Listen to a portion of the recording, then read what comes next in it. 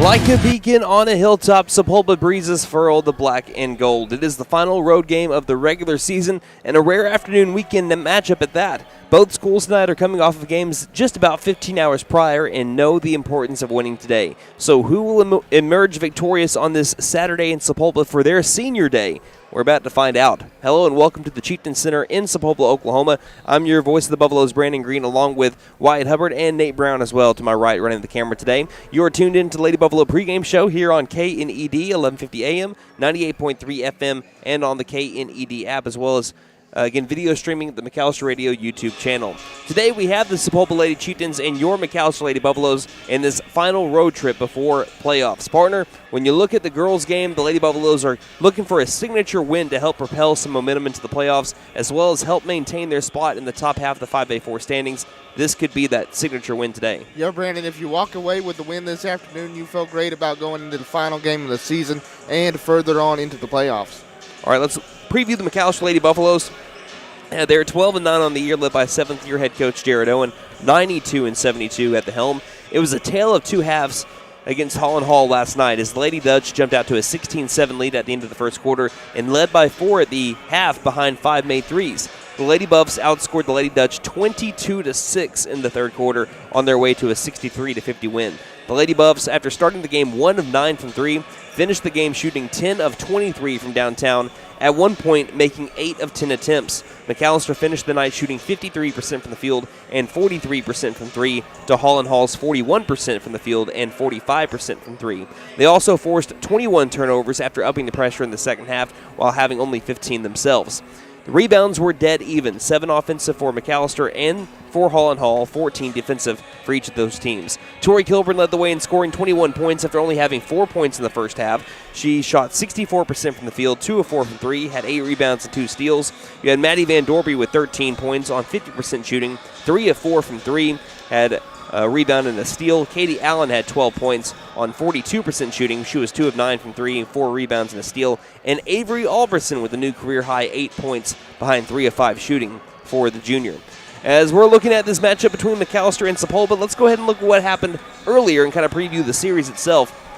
McAlester hung right with the defending state champs back in December in the second game of the season, first one at the MAC, even having a first-half lead of 2 points.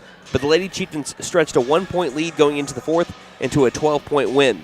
Every stat was nearly identical except for 2. Sapulpa shot 5% better, and McAlester had 21 turnovers to 14 for Sapulpa.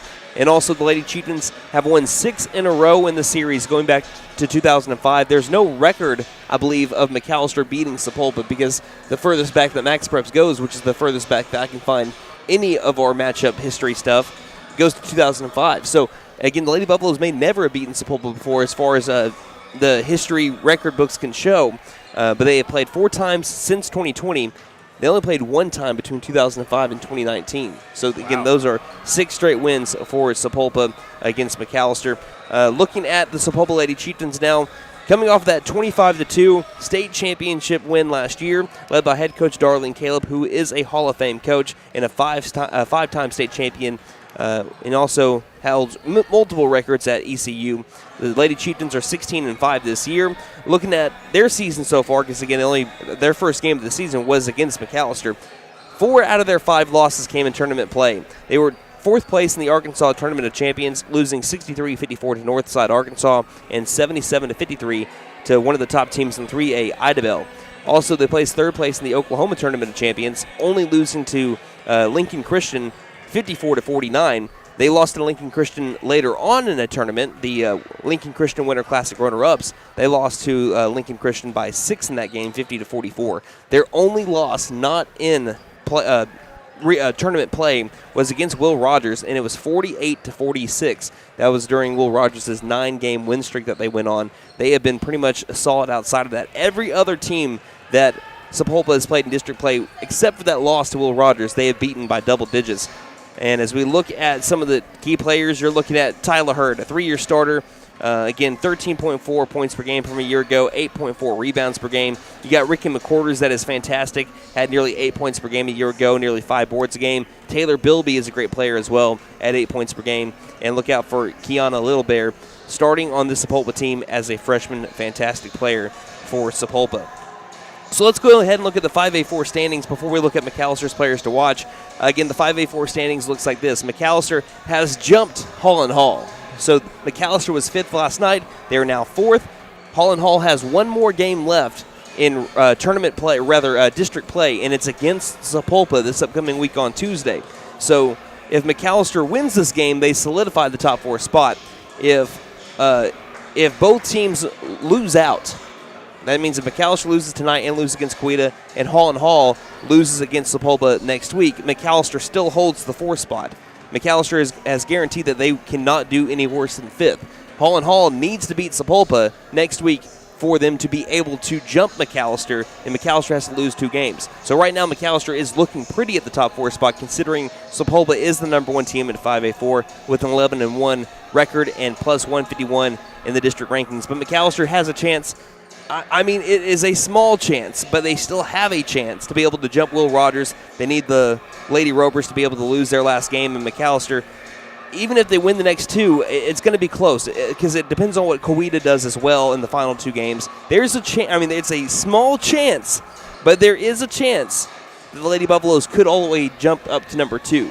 It is a very, very – actually, no, I'm completely wrong there. They can't do that, but they can jump to 3. Right. So we'll see what happens in the final 2 games. The more likely scenario that happens with the Lady Buffaloes is they stay at number 4, and that's where they kind of want to be. They don't want to jump down to 5 because you don't want to come back to Sapulpa and play in a tougher regional with the rest of the teams.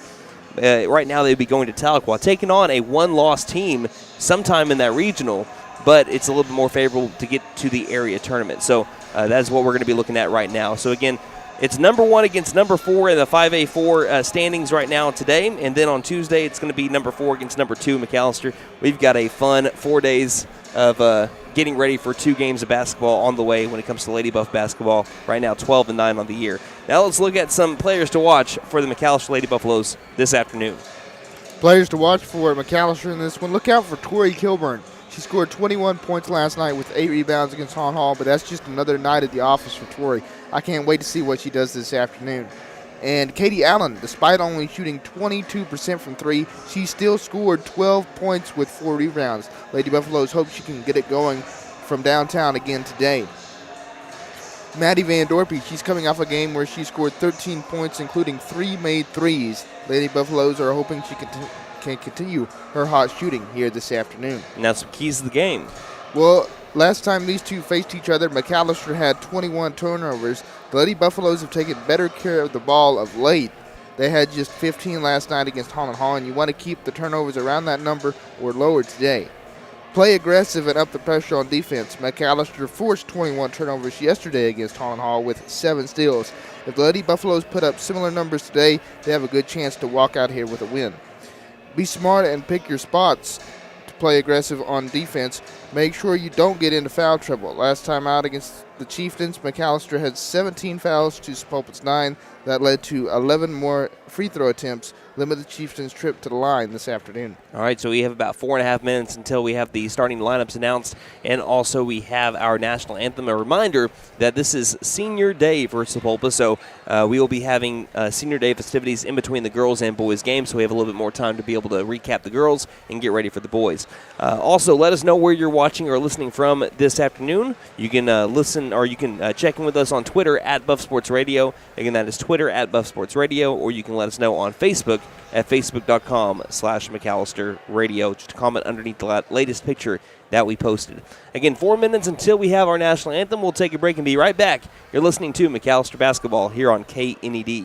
Hey guys, it's Sam from Sam Wampler's Freedom Ford here in McAlester. We understand how busy we all are these days. It's hard to find time just to get your vehicle serviced, and we are proud to offer the Freedom Express. We can either pick up your vehicle and bring it back when we finish, or for lighter maintenance, we can send our mobile service techs to you. We can do all this with almost all makes and models. I know life gets busy, so I hope this helps. Come see us here at Sam Wampler's Freedom Ford in beautiful McAlester, and let us make it happen for you. Now open, Camp Inc., your one-stop RV shop for sales, service, and parts. Get out of the weather and come take a tour of the largest indoor RV showroom in Oklahoma. Oh, that's an RV. It's a good-looking vehicle, ain't it?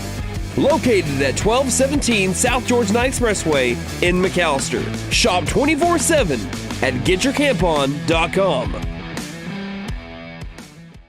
McAlester Direct Primary Care offers 24/7 access to your provider. Deeply discounted rates on labs and imaging, more time with your provider, unlimited appointments, same day or next day appointments, and even home visits for a flat monthly membership fee. We don't accept insurance, but all are welcome to join. Dr. Bradley Cross has joined, Dr. Chris Bean, Dr. Chelsea Burgess, and Joy Ald APRN, who are accepting new patients. For more information, please stop by our office, McAlester Direct Primary Care at 6th and Carl Albert, or give us a call at 918-233-6522.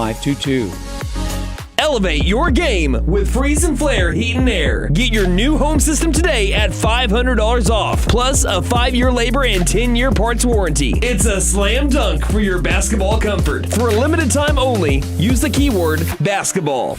Get your courtside offer today. Don't despair. Call Freeze and Flare in McAlester at 918-424-7135. We are fully licensed, bonded, and insured. Mechanical license number 001-44485. If you're in the market for a new vehicle, you know they're hard to come by. Well, Patriot Chrysler Dodge Jeep and Ram in McAlester is a step ahead of the game. We are Southeast Oklahoma's #1 pre-owned dealer because we went out and found the best low-mileage pre-owned vehicles available. Fully loaded Mercedes, BMW, Lincoln, Lexus, Chrysler, Dodge, Ram, Chevy, you name it, it's on the lot. And financing is available. So come by Patriot today. My wife makes the best lasagna, even in that old kitchen of ours. She deserves the best kitchen money can buy, but all our cash was tied up. So we went to the Bank N.A. for a loan for our kitchen remodel, and the folks at the Bank N.A. came through for us and our family. Plus, the Bank N.A. is local, so the money stays in town. Call 918-423-2265 or go into the Bank N.A. to get your loan for whatever your family wants or needs. The Bank N.A. Strong, secure, and ready to loan. Member FDIC, Equal Housing Lender.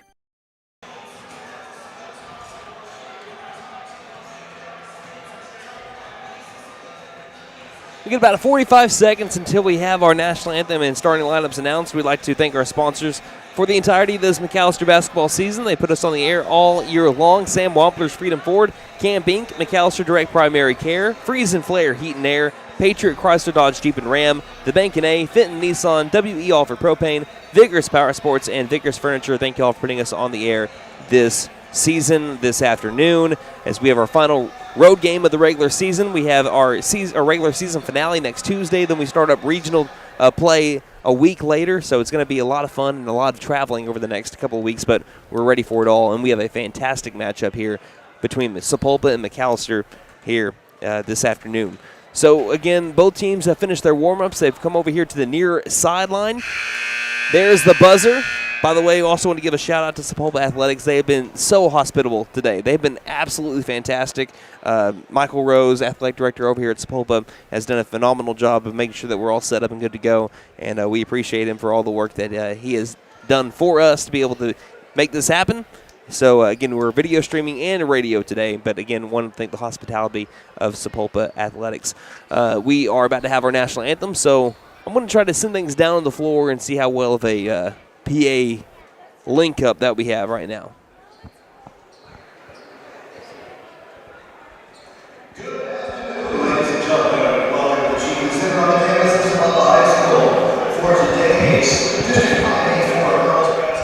I don't think it's going to happen. Either way, we're about to have our national anthem. So, again, we will take a little bit of a break here, not on the radio, but you're not going to hear our voice, just the song of our national anthem before we have our starting lineup. So let's send it down to the floor once more.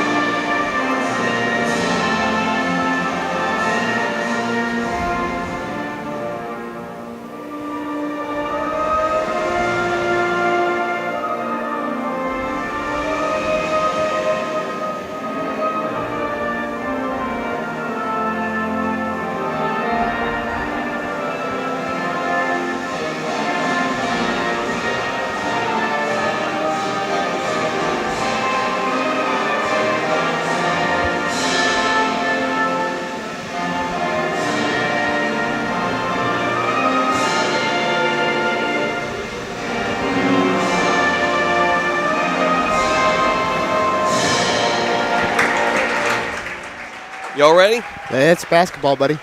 All right, we're about to have the starting lineups now. Again, for the home team on their senior day, the Sapulpa Lady Chieftains. McAlester is now the last 2 road games they've had played in their senior games. Will Rogers back last Friday, and now Sapulpa here on this Saturday. Actually, Will Rogers was Tuesday, wasn't it? I can't remember. Starting off with our starter, number 5, Rylan Lesnow, freshman guard, averaging 4.1 points per game on the year. You've got number 15, junior forward. Well, they went with Maddie Van Dorby first, but we know that junior forward, number 15, Tori Kilburn, is a starter, coming off a 21-point performance a night ago. We do have number 21, senior guard, Maddie Van Dorby, at 7 points a game, coming off a 3 of 4 from three-point land at 13 points in that game as well. You have number 23, junior guard, Katie Allen, leads the team in three-point shooting at 42%, coming off a 12-point performance a night ago. And number 42, junior post player, number 42, Bodie Nystrom, averaging 4.2 points a game, 3.5 rebounds per game, 41% from the field. And now they're about to shut off the lights here for Sapulpa and start their intro video here at the Chieftain Center. And if you've never been to the Chieftain Center before and you're trying to make your way on up here, search Sapulpa Athletics in your wherever you put in your maps, and you'll be able to find it.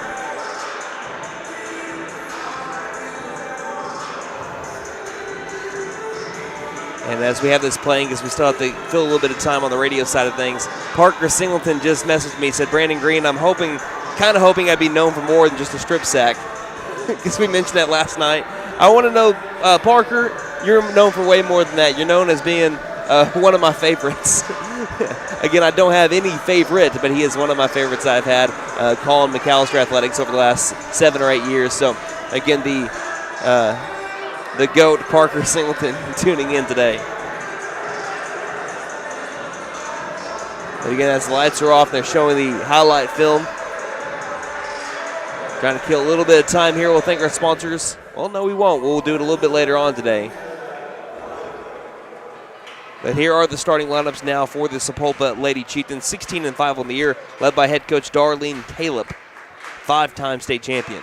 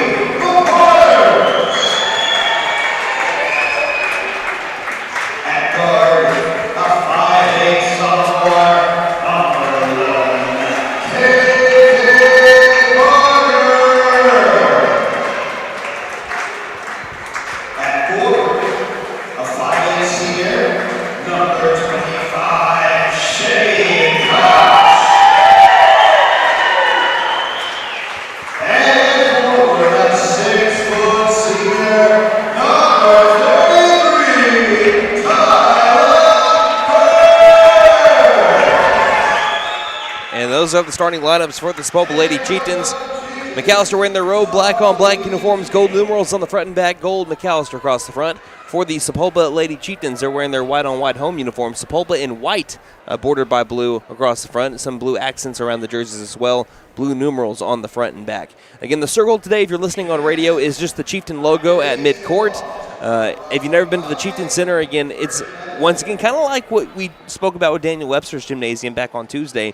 It is a little bit of the classic feel, and it's a little bit of the newer feel, all in the same way. Like the seating and the bleachers and that kind of area, concession stand area, that all feels like the old school gym. But then once you get towards the blue seats and towards the floor and then the scoreboard that they have over here, it all feels new school. So it's a good mix of new and old to still give you the classic feel of a high school basketball game, as we're trying to get something.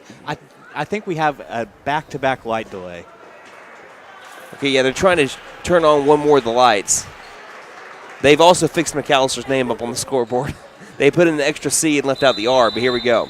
Inside the circle, Hurd and Kilburn. Ball's up in the air. Tip is won by McAlester as it's basketball time here in the Heartland.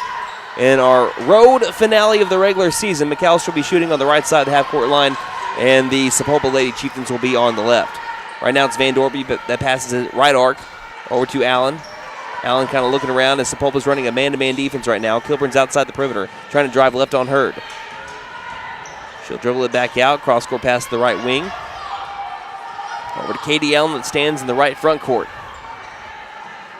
Ball gets tipped near the half-court line. Van Dorby's near the line, has to worry here, but she gets it away over to Allen, still right front court. Past the high post. Kilburn's got the positioning. Now goes to a double team in the low post, misses the shot, and there'll be an over-the-back call. A little bit of contact made right there by Tyler Hurd, and that'll be the first foul of the game by either team, and the ball will stay with the Lady Buffaloes. Inbound to the far corner, spot up three by Allen, a little bit off the right side of the rim. Rebounded by the Lady Chieftains, and they work it the other way for their first possession of the game. Again, earlier this season, it was only the second game of the year for McAlester. First one for Sapulpa. The Lady Chieftains won 62-50. It was a 12-point win despite it being a 1-point advantage for, I believe it was Sapulpa at the time, going into the fourth quarter. McAlester led that game by 2 going into halftime. Hurd's currently got it straight away, trying to drive right on Kilburn towards the rim, and the ball came loose. Last touched by Kilburn. I think you can give her the block on that. She was starting to go up with it, and she swiped it down. So that'll be Kilburn with the block here on the low post. Looking to inbound, they'll find someone along the baseline back outside. Feeds it to the top of the key, over to Koch. Tries to cross over Nystrom, driving right, leaving it off over to number 10, Ricky McQuarters. Excuse me, that's Parker White. Parker White gets over to Bilby, left wing. Double team ball came loose, stolen by Kilburn in the backcourt. A minute and a half in, no score yet between Sapulpa and McAlester. Far corner, Van Dorpy for 3. This one's a little off too. Offensive rebound, Rylan Less now for a tough 2. Can't get her shot to go. It's rebounded by Hurd, and she'll take it in stride. In transition, 3-on-2 to the near corner on the drive. Parker White has to stop inside the paint. Back outside of the top of the key over to Koch. Koch drives in, lost it, gathers it back in the paint. Feeds it off over to McQuarters, who goes up with a wild 2, late whistle, and there'll be a foul called on Rylan Less now. Although it's a little bit of a late whistle, I believe that is the correct call, which will send Ricky McQuarters to the free throw line. 6:04 left in the first. 5'8" sophomore as a freshman last year in the Lady Chieftains championship season. 7.6 points a game. Her first free throw of the day barely falls off the front side of the rim, and we're still scoreless. Against McAlester back in their season opener, they shot 50% from the free throw line, and they go 0 of 2 from the line here, as Bodie Nystrom has the rebound, and we're still scoreless 2 minutes in.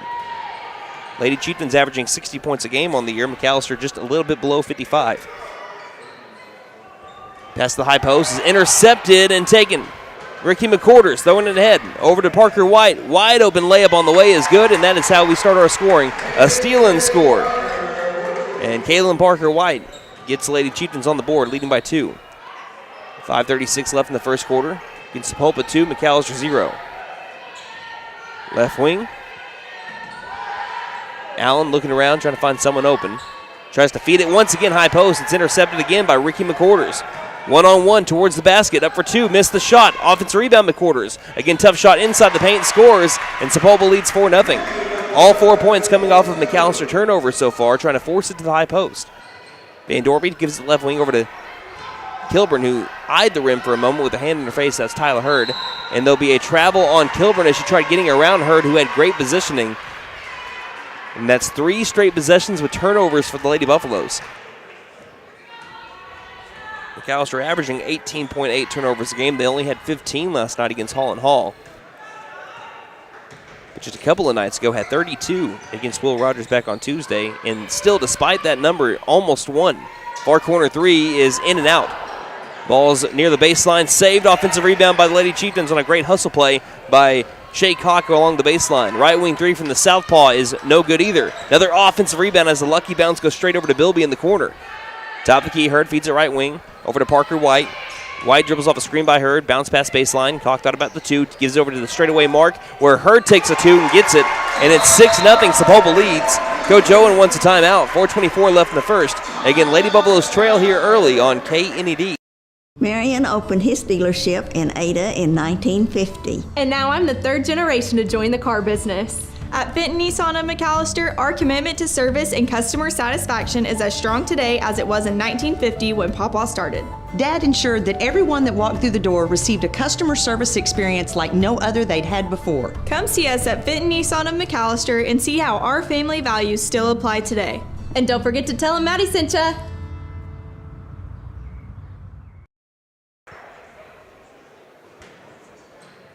Sapulpa leading here early over McAlester 6-0. This now makes it for the Lady Buffaloes I want to say the third consecutive game that they have started off the game real slow offensively.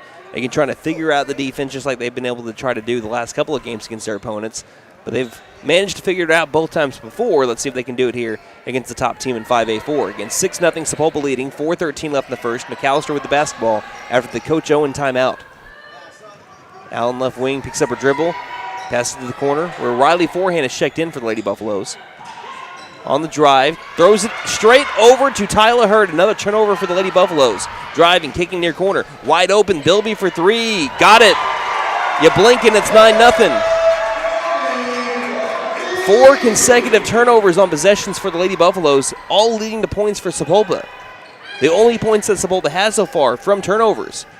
Inside the paint, tough two by Kilburn is way off. And there'll be a rebound by Tyler Hurd. Going ahead, Lady Chieftains. Kick out back over to Bilby, who just hit a three. Over to Hurd. Her foot on the three-point line. Dribbles inside, takes a right elbow, two. Can't get it. Off the back iron. Offensive rebound by Koch. Koch for two. She's fouled. 2 free throws on the way for Shay Koch, the 5'8" senior here on senior day. Foul's going to be on Les now, her second. Sapulpa already with 4 offensive boards just here in the first quarter. Everyone has scored except for Koch for Sapulpa. If she can sink one of these free throws, which she does, and makes it a 10-0 game here early. Every starter has scored so far, and it's only 10 points. That's what's wild. It's been a basket from every different player. McAlester is still looking for their first points.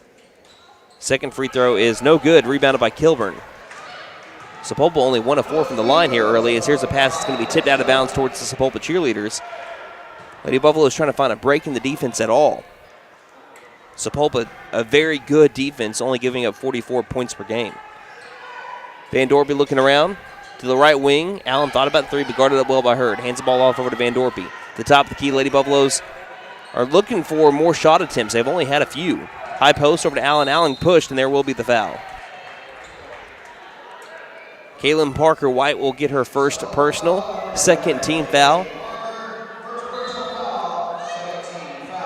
As Avery Albertson now checks in for Katie Allen.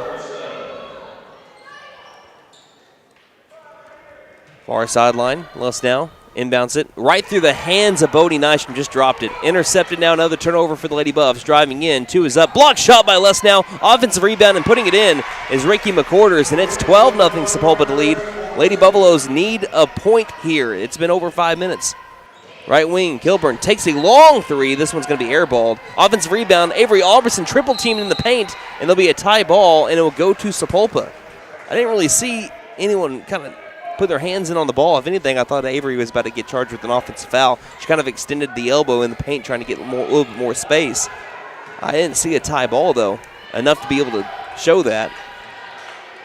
Inside the circle, Sapulpa with the basketball, continuing to try to pressure McAlester as Lady Buffaloes work with a now zone defense. Lob out far corner, Bilby wide open 3. That one is good, and this is getting ugly. 15-0 Lady Chieftains lead the McAlester Lady Buffaloes. And it's been a nightmare start for the Lady Buffaloes. Van Dorpy near corner. Shovel pass over to the right wing to Nystrom. Inside over to Kilburn. Kilburn trying to work against Tyler Hurd. Has to get it back outside right wing. Over to Van Dorpy. Van Dorpy trying to dribble high post and does so. Out to the left wing. Again, a drop pass, but gathered back again by Van Dorpy. Lady Buffaloes just aren't handling the ball well right now. Some of them are forced by Sapulpa, but another one like that one that's thrown off the foot. And a fight for a rebound here, or a loose ball here, is we're going to have a tie ball as we had a lady that was laying on top of Les now for that ball. They'll stay with McAlester, though, with 1:53 left in the first. And Katie Allen checks in for Les now.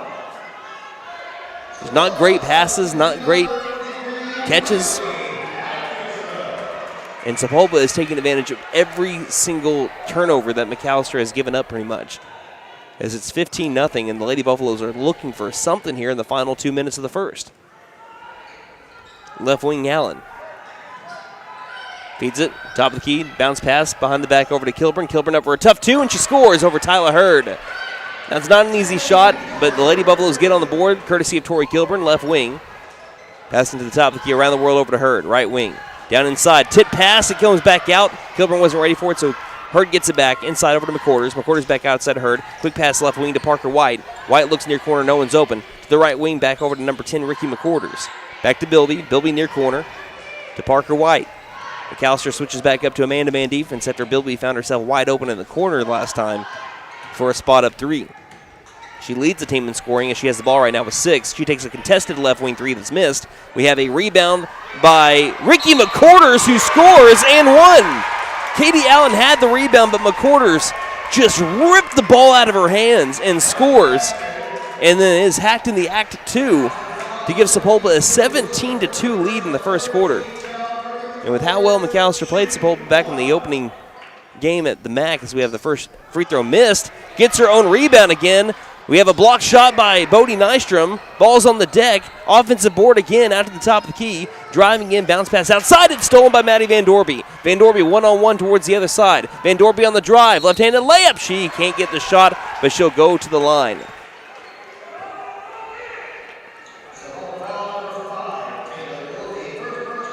Again, McAlester, the last few games, they've been second-half teams. They're hoping to do so again. Van Dorby's first free throw is good.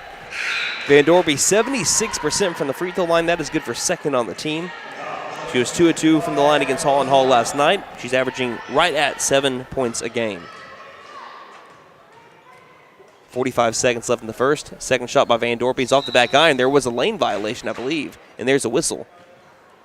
Yep, it's a lane violation, so the free throw won't count. They'll get a second free throw attempt here for Van Dorby. It was Tyler Hurd down the low post that took a step into the paint.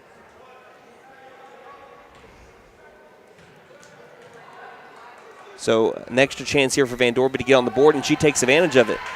Makes it 17-4, 44 seconds left in the first. McAlester will press, trying to get some steals of their own. Hurd beats the press with a pass to the near corner. Parker White gets it inside, and nearly a third foul here on Rylan Lesnow, but she is able to just stay away long enough after she guarded the pass inside over to Wrigley Atkinson. As the ball went out of bounds, will stay with Sapulpa. Looking to inbound, lobbing out left wing, back over to Atkinson. Atkinson hands it off to Bilby between the rings. And back off over to Kaylin Parker White, who takes her spot on the floor. Hands off to Bilby. Bilby around the arc. Straight away to the right wing to Hurd. Hurd to the near corner. Parker White. Get man-to-man McAlester. Near corner Hurd takes a spot up 3. Looks good. It's airballed, though. Too strong. Rebounded by Maddie Van Dorpy. 2-on-2 in transition. Van Dorpy towards the rim. Tries to muscle her way inside. Can't get the roll. Tyler Hurd clears the rebound. Looked like she might have stepped out of bounds along the baseline, but it'll be taken by the Sapulpa Lady Chieftains. Great hustle play by Bodie Nystrom, racing to the other side of the floor to be able to knock it out of bounds with 1.7 seconds left in the first in a 17-4 game. Lady Chieftains looking to inbound to the low post. We have a foul on Lesnow. That's her third. 3 1/4. She's got 3 of the 4 fouls for McAlester. Inbound low post. 2 is up. Block shot by Bodie Nystrom at the buzzer. And that's how we end the first quarter, but the Lady Buffaloes have a lot of work to do. 17-4 is the score. We'll come back in the second quarter here in just a moment on KNED. Since 1952, W.E. Alford Propane has been your source for propane and petroleum products, both residential and commercial. W.E. Alford Propane serves eastern and southeastern Oklahoma, with locations in the Eufaula area, McAlester, Shakota, Wilburton, Hartshorn, and Muskogee, just to name a few. If you need propane or petroleum products, there's only one number to call, 918-423-3121. Call today. W.E. Alford Propane, serving the area for 70 years. Honda ATVs and side-by-sides have a rock-solid reputation. And now you can upgrade your adventure with incredible deals on Honda accessories. For a limited time, buy select new Honda ATVs and get up to $300 in free accessories. Just head to Vickers Power Sports at 1904 South Main. Honda accessory rebate offer is valid with purchase of new and unregistered 2024 and prior ATV, Pioneer, and Talon models. Check with participating Honda dealers for complete details.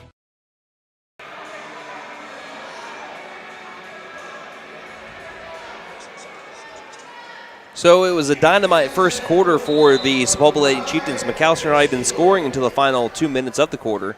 Lady Buffaloes have some work to do. Sapulpa with the ball to be able to begin the second quarter. Good news for McAlester is they've found their stride the last few games in the second to fourth quarters. And it's here we have Maddie Van Dorby knocking away a wide open shot attempt from the far corner before the shot can even go in, and there's a pass that way. As now it'll be Atkinson to inbound right at the glass along the baseline. Feeds it inside to McQuarters. McQuarters is fouled and won. As India Highshaw checked into the game, so did Riley Forehand. The foul is on Forehand, and that is her first personal. First team foul of the second quarter as Sapulpa picks up right where they left off in the first quarter, showing their might and why they've been such a force to be reckoned with in 5A4. Shot is up by McQuarters and down, and it's 20-4. Lady Buffaloes trail by 16. 7:44 left in the half. Van Dorby edge of the circle, passing left wing over to Kilburn. Kilburn to the top of the key, almost stolen. It is stolen. McQuarters is all over the place. Ricky McQuarters, the sophomore for the layup. Blocked shot from behind from Tori Kilburn out of bounds. That's Lady Buffaloes, I believe, fourth block of the game. Tori's second. Tori's had two. Bodie Nystrom's had two. And that was a clean one. Looking to inbound as Atkinson lobs it out, finding Bilby. Passes arc right over to Parker White. Lady Buffalo sticking with the man-to-man defense has been the most effective out of the two that they've tried so far. The far corner out to Hurd, straight away to the left wing. Shovel pass in the near corner, back left wing. Stepping into a three is Atkinson, and that is nothing but nylon. That was their third made three of the game. They're 3 of 7 from beyond the arc. It has been all Sapulpa here. Far corner, Allen, they need to answer back. They don't. Air ball three, that's way too strong. McQuarters has got the board, passing head over to Parker White for two. Layup is good, and it is 25-4. And I haven't seen the Lady Buffaloes get beat this bad or have this bad of a start since they played. That was Merritt back in the Bertha Teague Frank Invitational. As here's going to be another ball that just goes sailing out of bounds. And Lady Buffaloes, they came out hustling, they came out playing hard. It's just that Sapulpa has snuffed out as of right now, all life from the Lady Buffaloes with how well they've shot, how well their defense has been, and the way that they've been able to take advantage of McAllister's mistakes here early. As here's a great look inside over to Atkinson, and it is 27-4. Yeah, 8 turnovers for McAllister. Sapulpa's 2. It has been not a great one. Near corner for the Lady Buffaloes. Kilburn dribbles to the right wing, tries to go inside. One-on-one, bounce pass far corner, forehand for three. That one's airballed, and that one was way too strong. And McAllister, as their collective shot, hasn't been close. Yeah, they have yet to hit a three. They're 0 of 5 from beyond the arc. Forehand and Highshaw check out. We've got Nystrom and Alberson that check in. Like I said, none of McAllister's players have taken shot attempts. Their 3 attempts are way off. Alberson looks to inbound. Passing to the far corner, trying to tip along the baseline was Katie Allen. It was a great feed from Bodie Nystrom into Tori Kilburn. Her shot is blocked and then rebounded by Sapulpa. Looking inside, they overshot their target of Wrigley Atkinson, and that is one of the few mistakes that Sapulpa has made today. And it is hard to overthrow Atkinson. If you haven't noticed, she's a little tall. 6'1". Left wing, Nystrom passes to the edge of the circle over to Alberson. Alberson guarded up well by number 22, that is Nyla Reed, as the ball gets tipped out of bounds by Reed as both ladies were chasing it along the far sideline. Alberson bounce passes it into the backcourt as Van Dorpy dribbles between the rings and will pass it off right side over to Kilburn. Kilburn looks inside, no one's open. Near corner to Van Dorpy. Van Dorpy Dribbles and takes a three. This one's again airballed. This will be a rebound along the baseline by Reed. You said that's now 0 of 6 from 3 for McAlester. I think at least 4 of those have been just airballed shots as we have a missed shot inside. Kilburn's got the rebound, and there's the foul on Shea Cock that made too much contact trying to get the rebound around her. That's only her team first here on Sapulpa. Lady Buffaloes have not scored here in the second quarter. Near corner. Allen driving baseline, feeding to the feet of Nystrom, back outside near corner over to Van Dorpy. Van Dorpy around a lady, draws contact. Foul's going to be on the floor first as she was pushed in the paint.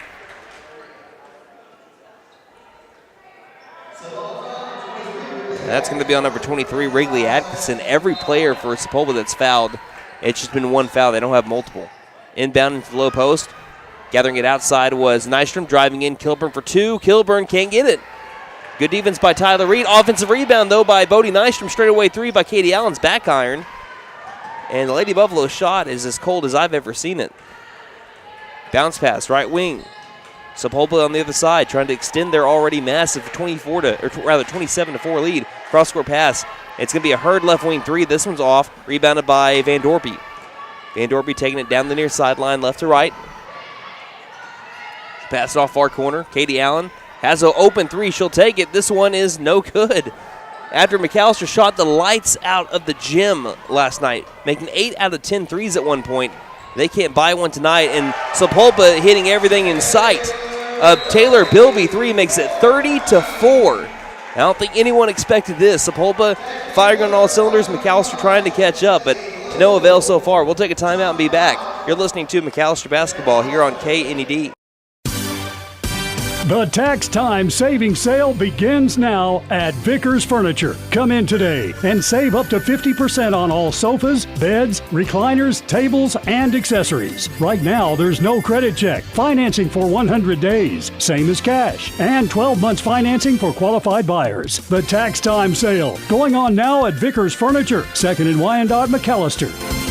Vickers Furniture, we're right here with you. Hey guys, it's Sam from Sam Wampler's Freedom Ford here in McAlester. We understand how busy we all are these days. It's hard to find time just to get your vehicle serviced, and we are proud to offer the Freedom Express. We can either pick up your vehicle and bring it back when we finish, or for lighter maintenance, we can send our mobile service techs to you. We can do all this with almost all makes and models. I know life gets busy, so I hope this helps. Come see us here at Sam Wampler's Freedom Ford in beautiful McAlester and let us make it happen for you.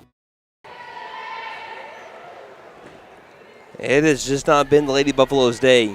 After a hard-fought win last night, come from behind a win against Holland Hall. They're shooting 7%, 1 of 15, losing 30-4 right now against Sapulpa. 4 minutes left to go in the half. Right wing Albertson bounce pass top of the key over to Van Dorpy. Van Dorpy passing to the mid-range area, back outside over to Albertson. Albertson thought about the right wing 3, pump fakes, gets it back inside over to Kilburn. Kilburn up for 2. There's the foul, and 2 free throws on the way for Tori Kilburn. That was great ball movement, finding an open shot down on the inside. But again, what makes it so hard for the Lady Buffaloes today against Sapulpa is that, again, the size advantage that Sapulpa has, especially with when you have Tyler Hurd. She has helped neutralize Tori Kilburn so far today. And Kilburn hits her first free throw attempt to make it 30-5. McAlester has again made 1 shot from the field. And they're down by 25 right now. Kilburn hits both of her free throws as McAlester is now 4 of 4 from the line. But down 30-6, and they're going to try to pressure it right now. Across half-court line, beating the press is the Lady Chieftains. Bounce pass inside. Bodie Nystrom right there at the right time, trying to get it away, and it's going to be stolen back by Sapulpa. Low post 2 is up by McQuarters and missed. Kilburn with the rebound. Kilburn looking ahead, triple teamed. Has to bounce pass it into the backcourt. Still with the backcourt. Van Dorpy, left wing, across the half-court line over to Albertson. Albertson still working off her pivot foot, hasn't started her dribble, now does so, picks it up, passes high post over to Nystrom. Nystrom hands it off over to the free throw line. It's Kilburn. Kilburn back inside the three-point line. Nystrom can't hit the 2, and it's going to be a rebound here by the Lady Chieftains. McAlester now 1 of 16 from the field. Left wing near corner. Pass down to the low post. 2 is up, tough 2 that's missed, rebounded by Nystrom. That one missed by Nyla Reed. Van Dorpy, quick pass over to the right wing, over to Albertson. Albertson looking inside, no one's open. Overhead pass to the straightaway mark. To the left elbow, Katie Allen on the drive. Tough two. She's fouled on the shot. More free throws coming up for the Lady Buffaloes with 2:50 left in the first half. And that's what's so uncharacteristic of McAlester in their shooting woes so far today is we have a 30-second timeout. I'll get to it in just a second. McAlester 42% from the field on the year. So Sapulpa's defense is shining right now. 30 seconds and we'll be back for free throws here on KNED. Now open Camp Inc. Your one-stop RV shop for sales, service, and parts. Get out of the weather and come take a tour of the largest indoor RV showroom in Oklahoma. Oh, that's an RV. It's a good-looking vehicle, ain't it? Located at 1217 South Georgia Expressway in McAlester. Shop 24/7 at getyourcampon.com.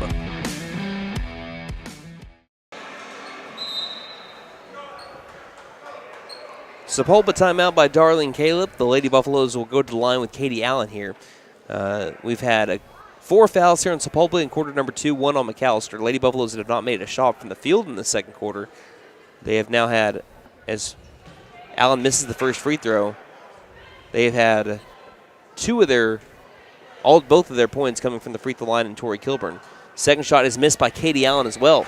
And McAllister's leading free throw shooter at 81% goes 0-2 from the line there. It's rebounded by the Lady Chieftains. They pick up the dribble in the backcourt. Bodie Nystrom fighting for the ball, comes loose again. And it finds its way to Sapulpa, who's in the clear as they had someone all the way back there. Nyla Reed drives and scores, and it's 32-6.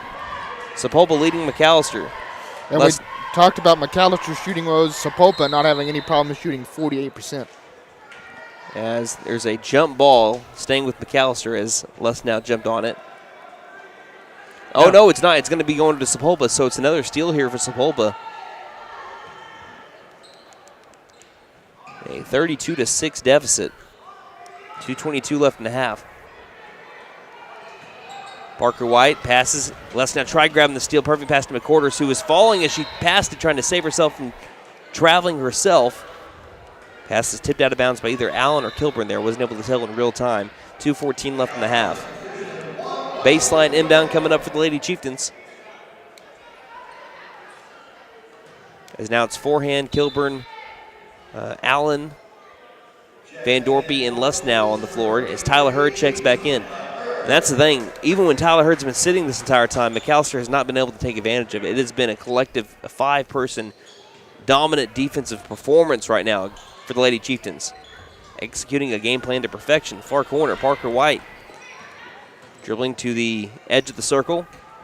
Got 2:05 left in the first half. Pass inside over to McQuarters. McQuarters in the paint, guarded by Les now. Tough two is missed, rebounded by Allen. Allen is trying to dribble to the other side and she's going to be hit from behind. And that'll lead to free throws coming up for Katie Allen as that's the 5th foul in Sapulpa of the second quarter. It's only the first foul on Nyla Reed.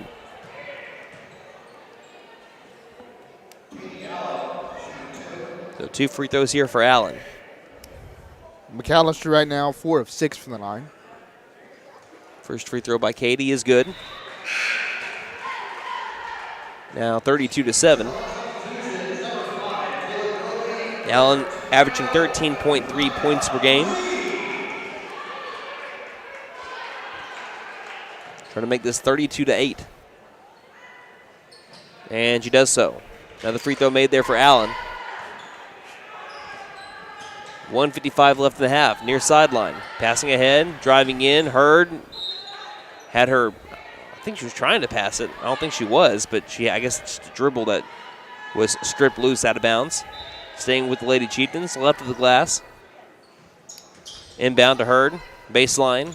Backing up Kilburn, turnaround jumper. Can't get the roll. Great defense by Kilburn, rebounded by Les now. Les now threw it to Kilburn, who wasn't looking off of her back. Steal by McQuarters, misses the shot. We have another offensive rebound by Ricky McQuarters, and she is fouled by Van Dorpy on the way up. Good foul. It has been not so great basketball for the Lady Buffs. I think Sapulpa is a very, very, very, very, very good team, well deserving of their #1 spot in 5A4. As the first shot by McQuarters is missed off the back iron, but I think, and Coach Owen, I think, would agree the same way. The Lady Chieftains are not a 32-8, almost a halftime better team than McAlester. No. Second shot by McCorders missed as this ball gets knocked out of bounds. Last touch by Hurd. It will go to the Lady Buffaloes. 90 seconds left in the half. Pass to the left wing. Allen, feet near that far sideline. Overhead pass. Dart over to Kilburn. Low post guarded up well by Hurd. Back outside far corner. Allen on the drive. Allen, tough two, is up. Can't get it. Getting high difficulty shot. McAllister's going to foul after the rebound, and I think it's going to be on Rylan Lesnow, which would be her fourth. Yep, it's on Lesnow. That is her fourth foul. Third team foul here on the Lady Buffaloes. As now Nystrom's going to check in for Lesnow.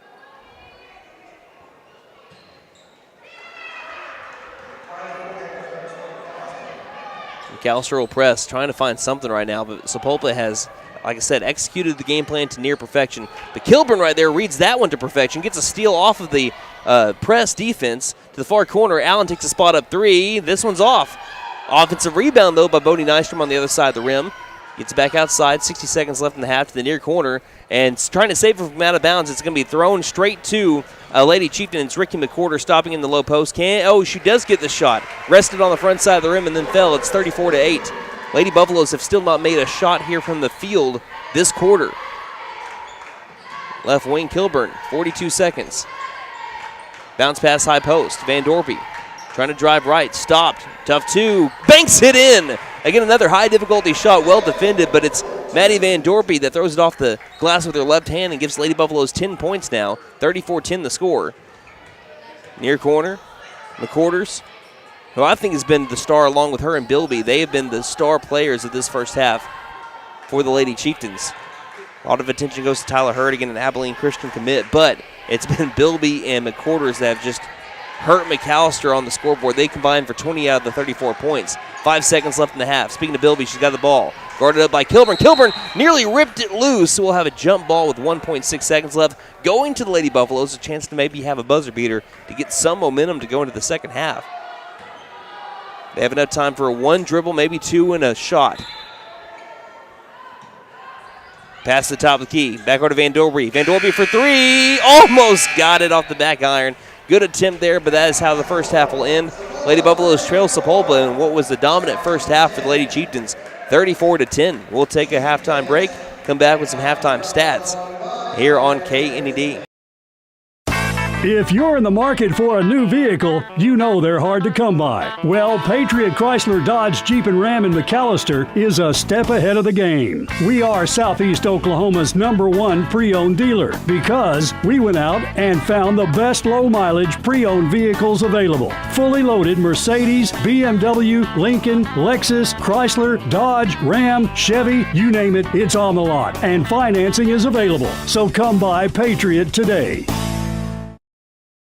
Elevate your game with Freeze and Flare Heat and Air. Get your new home system today at $500 off, plus a 5-year labor and 10-year parts warranty. It's a slam dunk for your basketball comfort. For a limited time only, use the keyword basketball. Get your courtside offer today. Don't despair. Call Freeze and Flare in McAlester at 918-424-7135. We are fully licensed, bonded, and insured. Mechanical license number 001-44485. McAlester Direct Primary Care offers 24/7 access to your provider, deeply discounted rates on labs and imaging, more time with your provider, unlimited appointments, same day or next day appointments, and even home visits for a flat monthly membership fee. We don't accept insurance, but all are welcome to join. Dr. Bradley Cross has joined, Dr. Chris Bean, Dr. Chelsea Burgess, and Joy Ald APRN, who are accepting new patients. For more information, please stop by our office, McAlester Direct Primary Care at 6th and Carl Albert, or give us a call at 918-233-6522. My wife makes the best lasagna, even in that old kitchen of ours. She deserves the best kitchen money can buy, but all our cash was tied up. So we went to the Bank N.A. for a loan for our kitchen remodel, and the folks at the Bank N.A. came through for us and our family. Plus, the Bank N.A. is local, so the money stays in town. Call 918-423-2265 or go into the Bank N.A. to get your loan for whatever your family wants or needs. The Bank N.A. Strong, secure, and ready to loan. Member FDIC. Equal housing lender.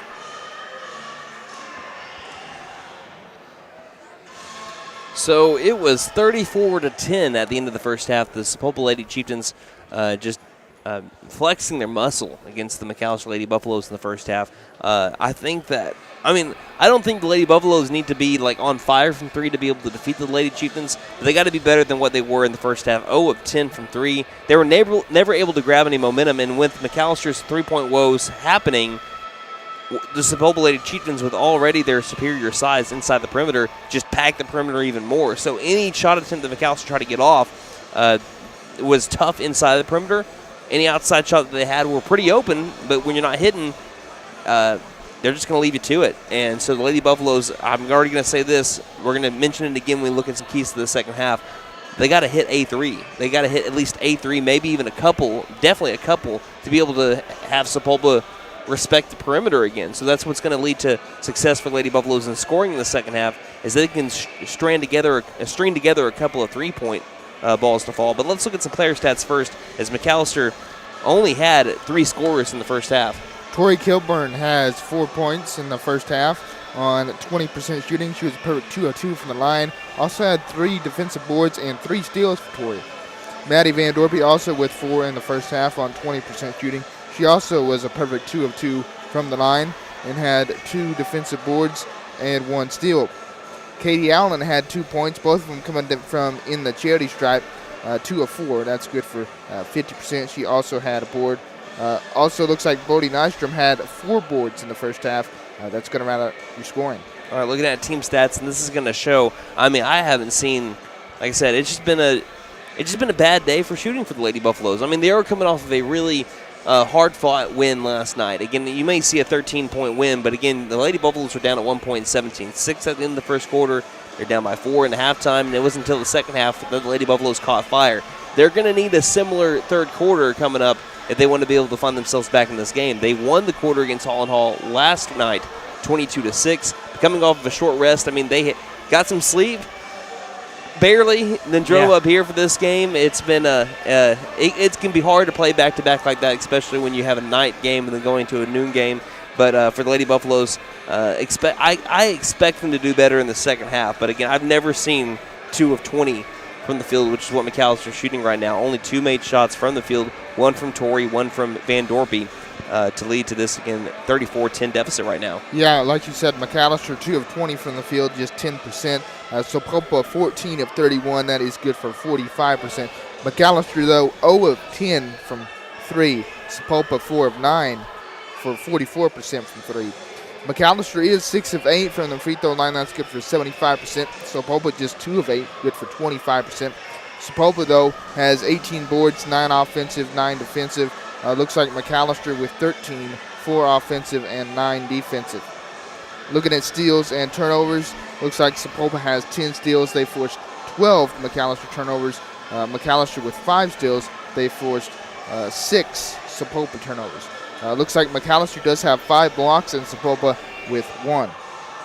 So as you're looking to the second half, I'll start off with Wyatt, go to Nate, then I'll finish it out. Keys to the second half for the Lady Buffaloes to get back in this game, make it a little bit closer. Well, again, they just haven't gotten many open looks from down inside the paint, and that's because they can't get their 3-ball to fall. Again, they've had some open looks from beyond the arc, but haven't been able to get it to fall. So Sapulpa has packed the paint down low, and that's really what's kept McAllister off the scoreboard is the size they have down in the paint. So you're going to have to start hitting some threes to force Sapulpa to look out for the perimeter. All right, Nate.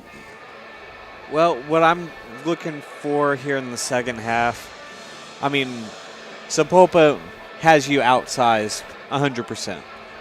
So what you're going to have to do, you're going to have to use your speed that you have on this team to your advantage and just try to get out in fast break, get some layups to fall, and just see where things go from there. You just got to cut into this lead a little bit to get yourself back into this game. I think that you guys are kind of putting it perfectly. I think that McAllister's biggest thing, they need to end possessions. 9 offensive rebounds. That is leading the way to 18. Averaging 18 offensive rebounds for the entire game, which is pretty high. You're looking at the Lady Buffaloes' average offensive rebounds per game. They're at 11.3, and I feel like they're a really good rebounding team. So 18 offensive rebounds in a single game is not very good, and it's not a winning product. I think the Lady Buffaloes need to find a way. And really, it's Ricky McCorders getting most of them. That's the thing. Ricky McCorder stands at 5'8", but she is hustling her way into the paint to be able to rip away rebounds from McAlester and give the Lady Chieftains second chance opportunities. That is all hustle and grit from Ricky McCorders. Lady Buffaloes are going to have to find a way to be able to stop those second chance opportunities and get some themselves. I think you said, the Lady Buffaloes ended up having 4 themselves. And like I said, I think it comes down to when you're looking at scoring, you got to get your 3-ball to fall.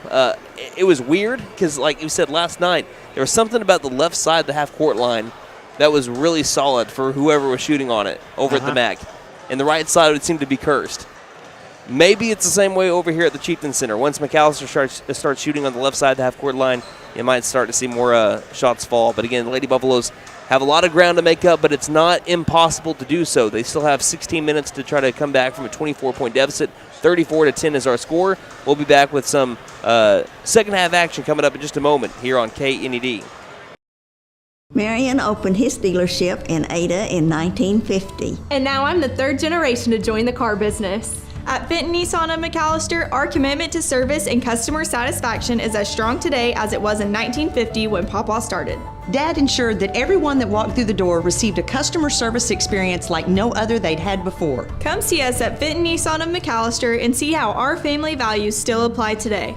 And don't forget to tell them Maddie sent ya.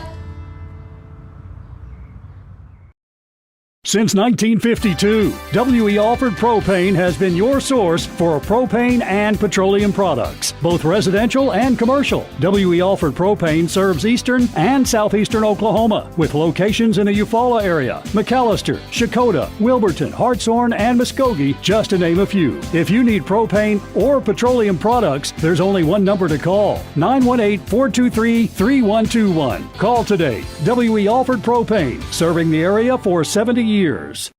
Honda ATVs and side-by-sides have a rock-solid reputation, and now you can upgrade your adventure with incredible deals on Honda accessories. For a limited time, buy select new Honda ATVs and get up to $300 in free accessories. Just head to Vickers Power Sports at 1904 South Main. Honda accessory rebate offer is valid with purchase of new and unregistered 2024 and prior ATV, Pioneer, and Talon models. Check with participating Honda dealers for complete details.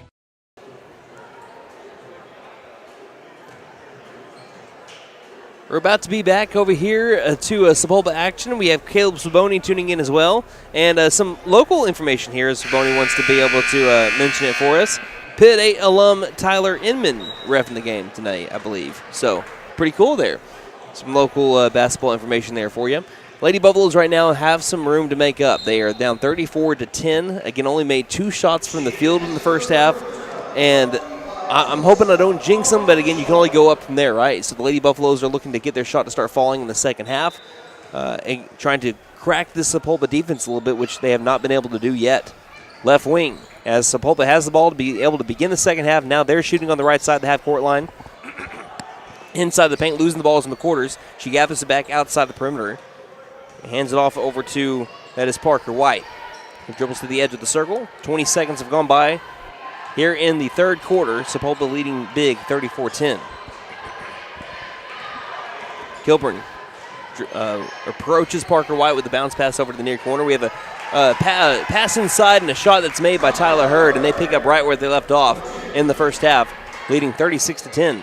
On the floor for McAlester, you got Van Dorby, Kilburn, Lesnow, Nystrom, and Allen. Left wing, Allen feeds it to the top of the key. Van Dorby takes a long three, paint it cold. That's just what the doctor ordered. Maddie Van Dorby, though, from the football field across the street, hit that one. 36-13. Left wing. Maybe that'll start to open up the paint a little bit more. Back outside with a pass. To the top of the key, Parker White can't answer back with the 3. Offensive rebound by Tyler Hurd. That's another one for him, far corner. That's their 10th offensive rebound of the game so far. Over to Parker White straight away. Lady Buffaloes trying to load the paint themselves. They currently have 4 different Lady Buffaloes standing inside the paint. Pass the near corner. With it is Atkinson. She takes it to the top of the key, past the far corner. Cross-court pass back over to Atkinson. Atkinson will take the spot up 3. That one's good. They're leaving her wide open, and she has hit both of the 3-point attempts that she has taken today. And it's now 39-13. Sapulpa 5 of 11 from 3. So they do answer back with the three, driving in Kilburn. Kilburn one-on-one, great Euro step right past the Lady. The score to make it 39-15. The Lady Buffaloes, again, first two possessions, 5 points. So, again, a good start to the third quarter for the Lady Buffaloes offensively. Trying to get a stop here, and they do. Bodie Nystrom with the steal after a tip pass from Rylan Lesnow, who is playing with 4 fouls here, starting off the third quarter. 39-15. Lady Buffaloes have the kind of shot to be able to make up a deficit like this, but can they do it against one of the top defenses in 5A? Straight away, Lesnow to the right wing over to Nystrom. Nystrom one dribble, hands it off over to Van Dorpy. Van Dorpy on the drive, stops inside the perimeter, has to pick it back up. Back out straight away. Quick pass to the left wing over to Allen. Coach Owen knows how important every possession here is now for the Lady Buffaloes. Great move by Tori Kilburn right past Tyler Hurd to the rack. Scores with the right hand. It's 39-17. 3 possessions, 3 made shots in the field for the Lady Buffaloes to be able to begin the third quarter. Driving Hurd straight to the basket. Great drive and score. And it's 41-17. Timeout called by Sapulpa. 5:19 left to go in the third. You're listening to Lady Buff Basketball here on KNED. The tax time savings sale begins now at Vickers Furniture. Come in today and save up to 50% on all sofas, beds, recliners, tables, and accessories. Right now, there's no credit check, financing for 100 days, same as cash, and 12 months financing for qualified buyers. The tax time sale going on now at Vickers Furniture, 2nd and Wyandotte, McAlester. Vickers Furniture, we're right here with you. Again, you can always count on the Lady Buffaloes to fight until the very end, even when things aren't going their way and the things just don't seem to happen for them. They find a way to be able to say, you know what, we still got time. And they have scored on every possession so far of the third quarter, despite only making 2 shots from the field in the first half. So Lady Buffaloes trying to continue this near corner 3. Kilburn for 3. This one's a little off, and he goes over the backboard. So the first stop for the Lady Chieftains defensively here in the third quarter against McAlester. As for Sapulpa, they've only been stopped once here in the third quarter so far in the first 3 minutes. So it's been an offensive output between these two teams to begin the second half. Bilby on a drive to the right side, picks up a dribble, has to feed it straight away over to Hurd. Quick pass left side over to Parker White. White off a screen by Hurd. Goes opposite of it towards the baseline. Has to pick up a dribble after great defense by Allen. Bounce pass inside over to McQuarters. McQuarters for 2. Too strong off the glass. Rebounded by Nystrom. Nystrom looking around. Will hand it off over to Van Dorpy. Van Dorpy finds a great Tori Kilburn driving to the basket. What a look from Maddie Van Dorpy. About the length of a half-court pass finds Kilburn in stride to score to make it 41-19. That's great. Top of the key. Lady Buffaloes have won this quarter, I believe, by 2 so far. Here's a tip pass by Lesnow inside. It was stolen by Kilburn, stolen right back by the Lady Chieftains. Right wing 3, Atkinson. She is 3 of 3 from 3. And it is 44-19. Another made 3 for the Lady Chieftains. Driving is Van Dorpy. Her shot is airballed. Trying to save it was Nystrom. She can't. Hurd's got the rebound. Ahead, 1-on-2 in transition. Parker White feeds it late. McQuarters for 2. Misses the shot. Great defense by Lesnow inside. Rebounded by Kilburn to the far sideline. Van Dorpy finds Allen. Great pass near corner. Thought about the 3. Gives it to a trailing Kilburn to the low post. She can't get her shot to go as she tried going around Atkinson. Now ahead in front of everybody is Tyler Hurd for an easy layup. As Lady Buffaloes were slow getting to the other side of the floor, it's 46-19. Sapulpa leads. 3.5 left to go in the third. McAlester scoring a little bit better here. Great pass by Bodie Nystrom, and Katie Allen is fouled on the shot attempt. She was driving baseline. 2 free throws on the way here for Katie Allen. For McAlester, I think they just like the left side, the half-court line better. But for Sapulpa today, it hasn't mattered which side of the floor they're on. They are just on fire today. First shot made by Allen. And the Lady Buffaloes have reached the 20-point mark, down by 26. Again, it's still a deficit that you want to be able to feel like you still have a chance in this game. You want to get to about a 20-point deficit going into the fourth quarter if you want to say that, hey, we can get within striking distance. Allen's second free throw is back ironed. We have a ball that rolls towards the corner, and it's taken by Tyler Hurd. Guarded up by Kilburn as Hurd will take it in front of her. 26-point lead for the Lady Chieftains. On the drive, spin move. Tyler Hurd, what a play, but can't make the shot. Rebounded by India Highshaw, who checked in. It's Highshaw, Van Dorpy, Kilburn, Allen, and Lesnow. Lesnow right wing, guarded up by McQuarters. Picks up a dribble, bounce pass inside to Highshaw. High shot. One dribble, hands off to Allen. Allen to the corner, gets to the right wing.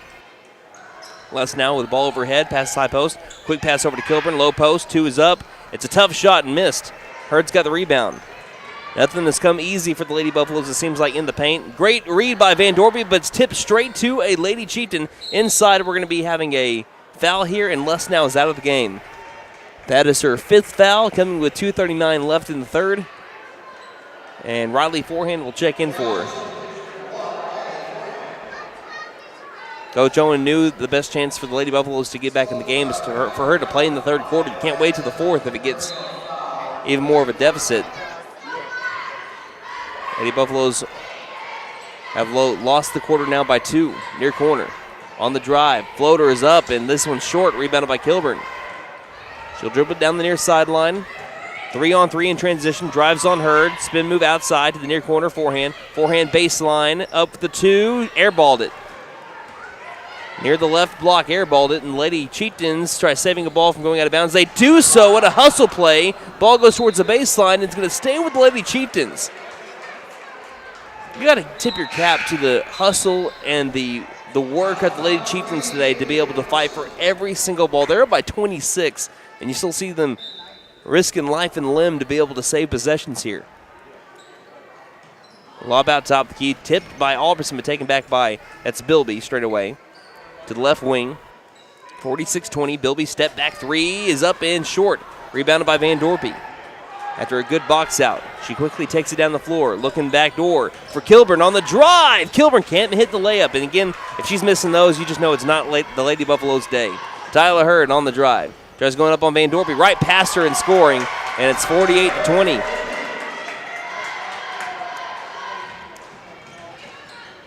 Van Dorpy to the edge of the circle, passing to Albertson. Albertson left side, hands it off over to Allen.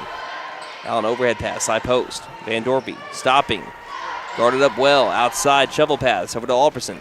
Albertson bounce pass after a drive. Long 3 by Allen is off. And it has been rough sailing here for Lady Buffaloes 3-ball, except for Maddie Van Dorpy with a long 3.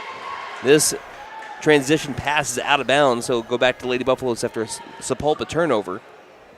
Yeah, that's what's crazy. The hardest attempted 3 that the Lady Buffaloes have taken have been the one that they've made. 48-20. Near corner, Allen surveying the court, seeing who's open. To the high post, Van Dorpy. Van Dorpy on the drive. 2 is up. Took a bump. Probably should have got a whistle. Offensive rebound, though, after the missed shot by Tori Kilburn. And Kilburn is kind of hit up high. She's, again, holding around her mouth right now. Again, with her wearing that mask, you're always concerned when she comes up and starts holding around that mask area, but she looks like she's fine, and she'll take a couple of free throws here. She was fouled on the attempt. First free throw by Kilburn is good, as it's 48-21.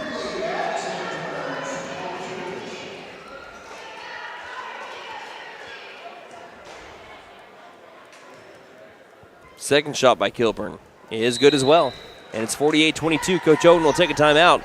Lady Buffaloes trail here. 1:03 left to go in the third. Again, a 26-point ball game. Sapulpa leads on KNED.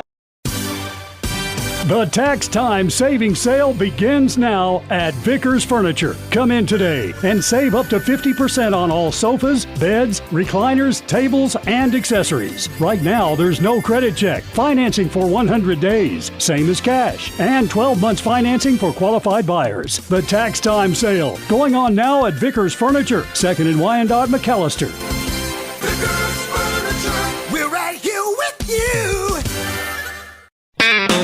Hey guys, it's Sam from Sam Wampler's Freedom Ford here in McAlester. We understand how busy we all are these days. It's hard to find time just to get your vehicle serviced, and we are proud to offer the Freedom Express. We can either pick up your vehicle and bring it back when we finish, or for lighter maintenance, we can send our mobile service techs to you. We can do all this with almost all makes and models. I know life gets busy, so I hope this helps. Come see us here at Sam Wampler's Freedom Ford in beautiful McAlester, and let us make it happen for you. Welcome back to Sapulpa, Oklahoma, just on the outskirts of Tulsa, Oklahoma. We have 1:03 left in the third, a 60-second timeout after 2 made free throws by Tori Kilburn. Pulls the McAlester Lady Buffaloes within 26. It's still 48-22 as it has been, again, I wouldn't say easy come, easy go. The Lady Buffaloes have showed pressure on defense. Sapulpa has made nearly everything. And here's a tip pass by Van Dorby, but again, taken straight back by Bilby. Bilby down the floor, passes across the timeline, feet inside, perfect pass, shot is up, missed it. Offensive board by McQuarters again, ball's on the deck, and we'll have a jump ball here going to the Lady Buffaloes. You can give Katie Allen a steal here, 46 seconds left in the third. As Van Dorpy will take it across the floor.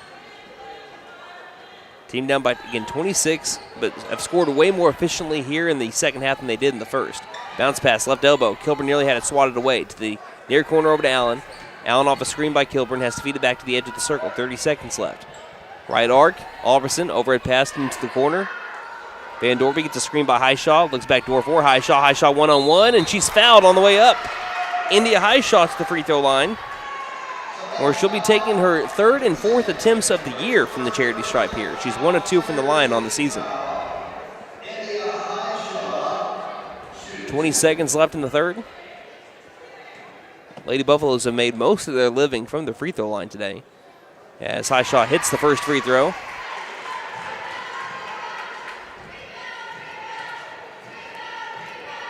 Right now the advantage is 14-13 in the third. Sapulpa. Second shot by Highshaw is good. And we have been knotted up 14-14 here in the third quarter. Inbound to Bilby, near sideline. Bilby throws it over to McQuarters. Crosses the half-court line, 2-on-2 in transition to the low post. McQuarters tries going around Alberson. Great defense back outside. Bilby straight away three is no good. Rebounded by Highshaw. 5 seconds. Highshaw trying to find someone with 3 seconds. Finds Kilburn, 2 seconds. 1 second. We will not have a shot at the buzzer, and that is how the third quarter ends. After a massive first half for Sapulpa, the Lady Buffaloes, even though they're down by 24, the third quarter was tied 14-14. We head to the fourth quarter. Put those fours up in the air, Lady Buff fans. You're listening to McAlester Basketball here on KNED. Now open, Camp Inc., your one-stop RV shop for sales, service, and parts. Get out of the weather and come take a tour of the largest indoor RV showroom in Oklahoma. Oh, that's an RV. It's a good-looking vehicle, ain't it? Located at 1217 South George Knight Expressway in McAlester. Shop 24/7 at getyourcampon.com. McAlester Direct Primary Care offers 24/7 access to your provider. Deeply discounted rates on labs and imaging, more time with your provider, unlimited appointments, same day or next day appointments, and even home visits for a flat monthly membership fee. We don't accept insurance, but all are welcome to join. Dr. Bradley Cross has joined Dr. Chris Bean, Dr. Chelsea Burgess, and Joy Ald APRN, who are accepting new patients. For more information, please stop by our office, McAlester Direct Primary Care at 6th and Carl Albert, or give us a call at 918-233-6522.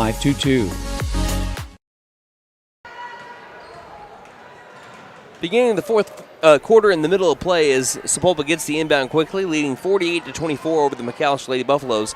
It was a 34-10 first half, but the Lady Buffaloes were even with Sapulpa, with both starters, set starters on the floor for the Lady Buffaloes and the Sapulpa Lady Chieftains. It was a 14-14 third quarter, so again, a little bit more in line with what McAlester was wanting to start the game.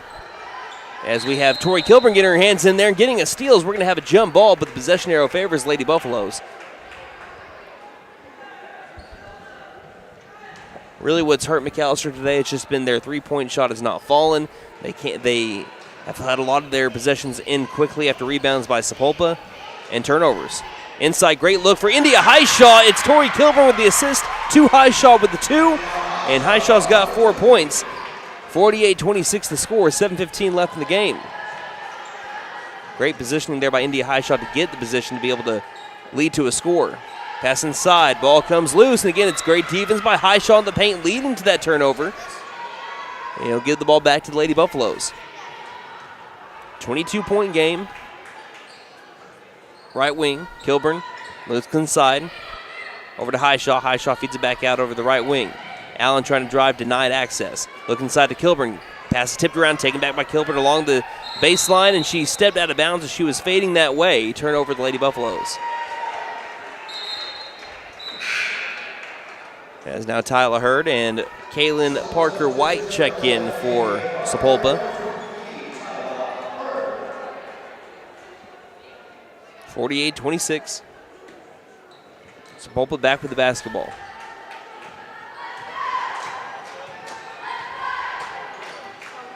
Dribbling right wing, taking the dribble up, passing to the feet of Hurd, but she gathers it back out in the front court.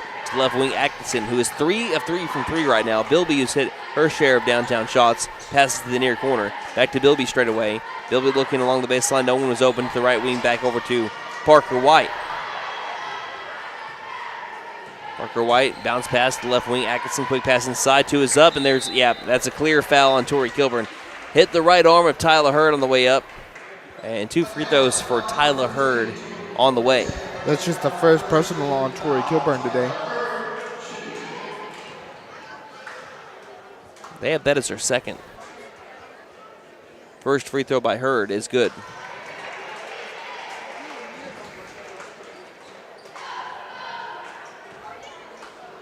Hurd trying to go 2 of 2 from the line here. Bends the knees, shot is on the way, and she does so. 50-26, her sister Staley has started, if not every, multiple games for the Oklahoma State Cowgirls this year. And was, again, a major component or major player in that state championship win as Highshaw saves the possession here by tipping it over to Tori Kilburn along the half-court line. And Kilburn repays the favor with the drive and score to make it 50-28. 5:58 left to go in the game. We'll take a timeout and be back. You're listening to Lady Buff Basketball here on KNED. If you're in the market for a new vehicle, you know they're hard to come by. Well, Patriot Chrysler Dodge Jeep and Ram in McAlester is a step ahead of the game. We are Southeast Oklahoma's #1 pre-owned dealer because we went out and found the best low-mileage pre-owned vehicles available. Fully loaded Mercedes, BMW, Lincoln, Lexus, Chrysler, Dodge, Ram, Chevy, you name it, it's on the lot. And financing is available. So come by Patriot today.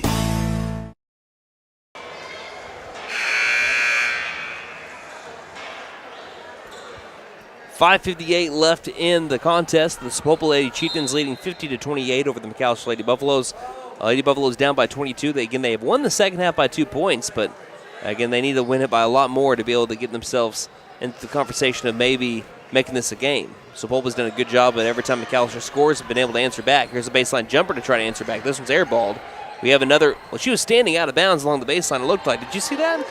Yeah, that was actually the defender that was standing out of bounds. Okay, gotcha. I thought I saw the foot of Parker White, but I saw the same thing you did.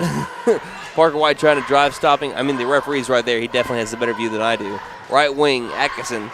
Atkinson dribbles to the near corner. Passing around the arc after another offensive rebound here by the Lady Chieftains. Top of the key, Hurd. Hurd trying dribbling in, dribbles back out, pass to the left wing. 5:14 left in the game. Bilby thought about the 3 to the right wing. Atkinson will take it, and this one's off. A heat check for her, but we have another offensive rebound, this time by Tyler Hurd. Third time's a charm. Atkinson says it is. Gets the feed inside and scores, and again, another offensive rebound leading to multiple points.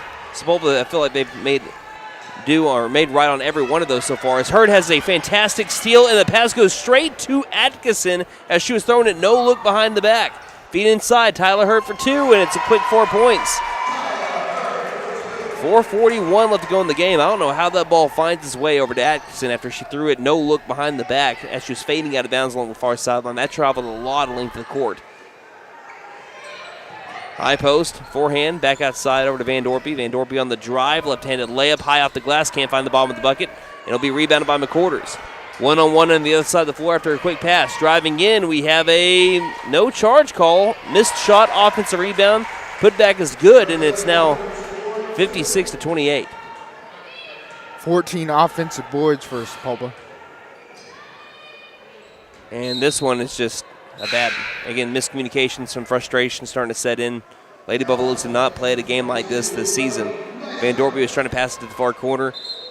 I think Kilburn was expecting to go baseline, and it was thrown to no one. But Coach Autry over there in the corner. Now looking at the Lady Buffaloes' losses this year, their largest loss is we have a whistle on the other side, a foul called, and 2 free throws on the way. McAllister's largest loss was 15 points this year. And that was in the Mid-America Classic against the number 7 team in 2A, Merritt, 60-45. As the first shot is made, they're currently trailing by 29. They have not played a game like this year. So it's going to be interesting to see what happens on Tuesday, see how McAlester responds to a game like this where not a lot of stuff went right for them.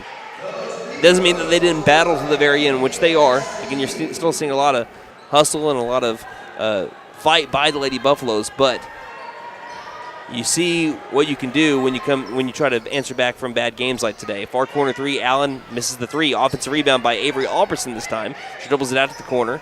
Back inside over to Tori. Tori backing up her lady. Back outside to the high post. Two is up by Nystrom, and that one falls.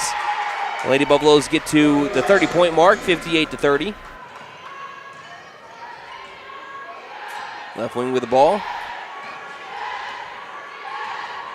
Dribbling right side is Parker White. Bounce pass near corner. Bilby dribbles the high post, feeds it back outside. Atkinson for their left wing three. That one's good. Another open three here for the Lady Chieftains, and they make do on it.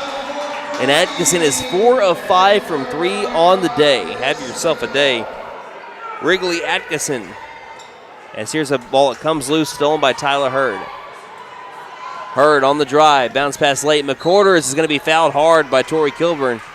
2 free throws on the way for Ricky McCorders. You have had McCorders with 15, looking for 16 and 17 if she can get it. You have had Wrigley Atkinson that didn't even start the game. She has had 16 points, 12 of them from 3. And Tyler Hurd has had 14. They're all on the floor right now. His first shot is missed by McCorders.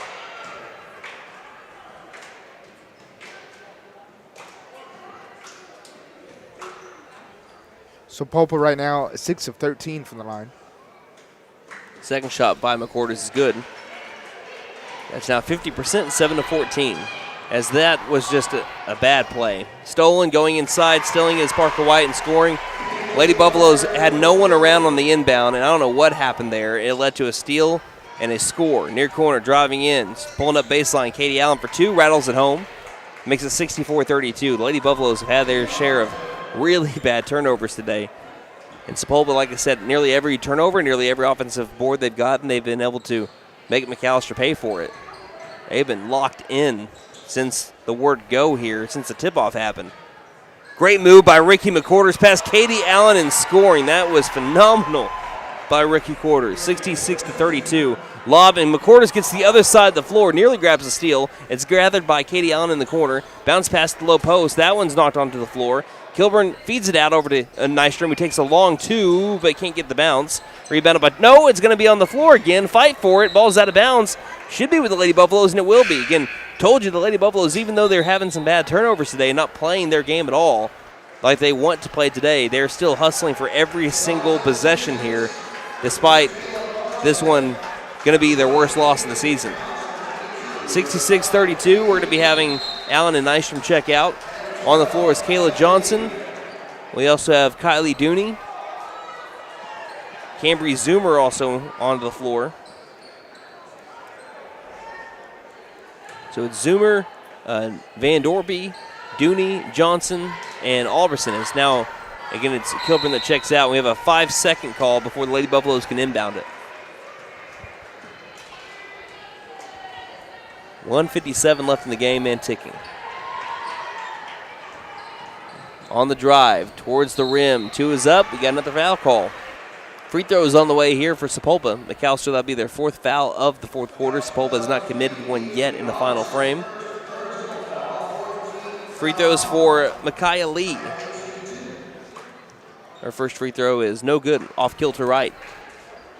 It seems like the only area that the Lady Chieftains have been able to be stopped in is the free throw line,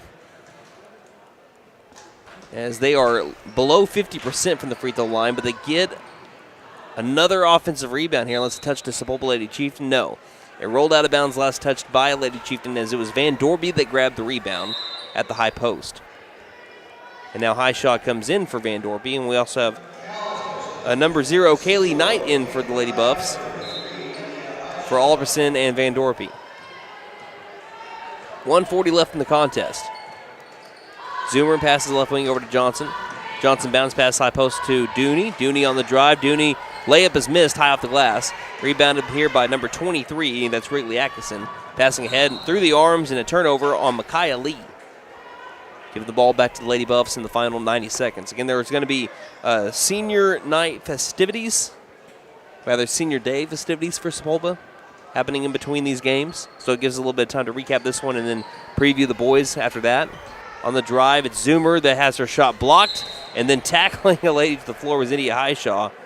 Ended up tackling number 12, Micaiah Lee. Again, I don't think, of course, the tackle wasn't on purpose. She's trying to race after the ball, and again, you get kind of caught up and land on your defender. But that's the 5th foul on McAlester of the 4th quarter, which leads to bonus shots here for Sapulpa. And back to the line, number 12, Micaiah Lee. So I would expect, as we had the first shot missed, I would expect the boys' game to begin a little bit later than 1:30. I know that it had 1:30 scheduled, but I would expect around 1:40-ish. Second shot attempt is good. And it's 67-32. Sapulpa scoring right around where they scored last time. The Lady Buffaloes has just not been able to answer Sapulpa's scoring output. Dooney on the drive. Dooney with a tough 2. Can't get the roll. Rebounded by the Lady Chieftains, passing ahead. Driving, number 12, and making the shot. That is Micaiah Lee. And it's 69-32 into the final minute of play.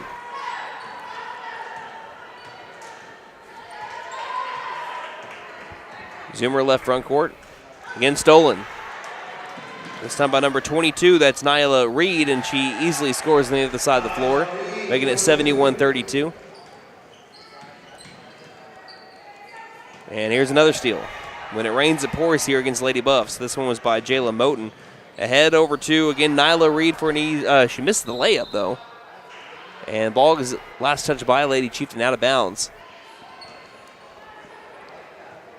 With 28 seconds left in the game.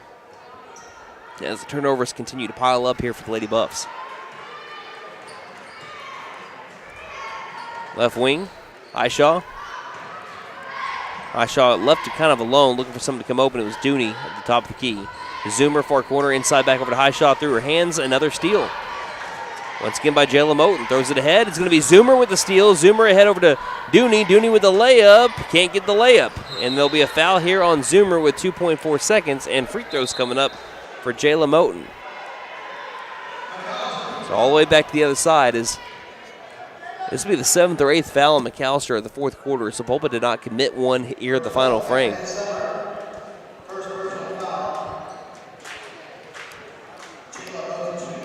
Moten, 2 free throws on the way. Her first one is no good. I think they're shooting better from 3% from three-point land than they are from the free throw line tonight. I honestly think that might be a thing. We're going to look at it as soon as the buzzer hits 0. Second free throw is made, and it's 72-32. Final 2 seconds. Buzzer is going to sound, and that will be the final score. Lady Buffaloes take their largest loss of the season, 72-32, the final.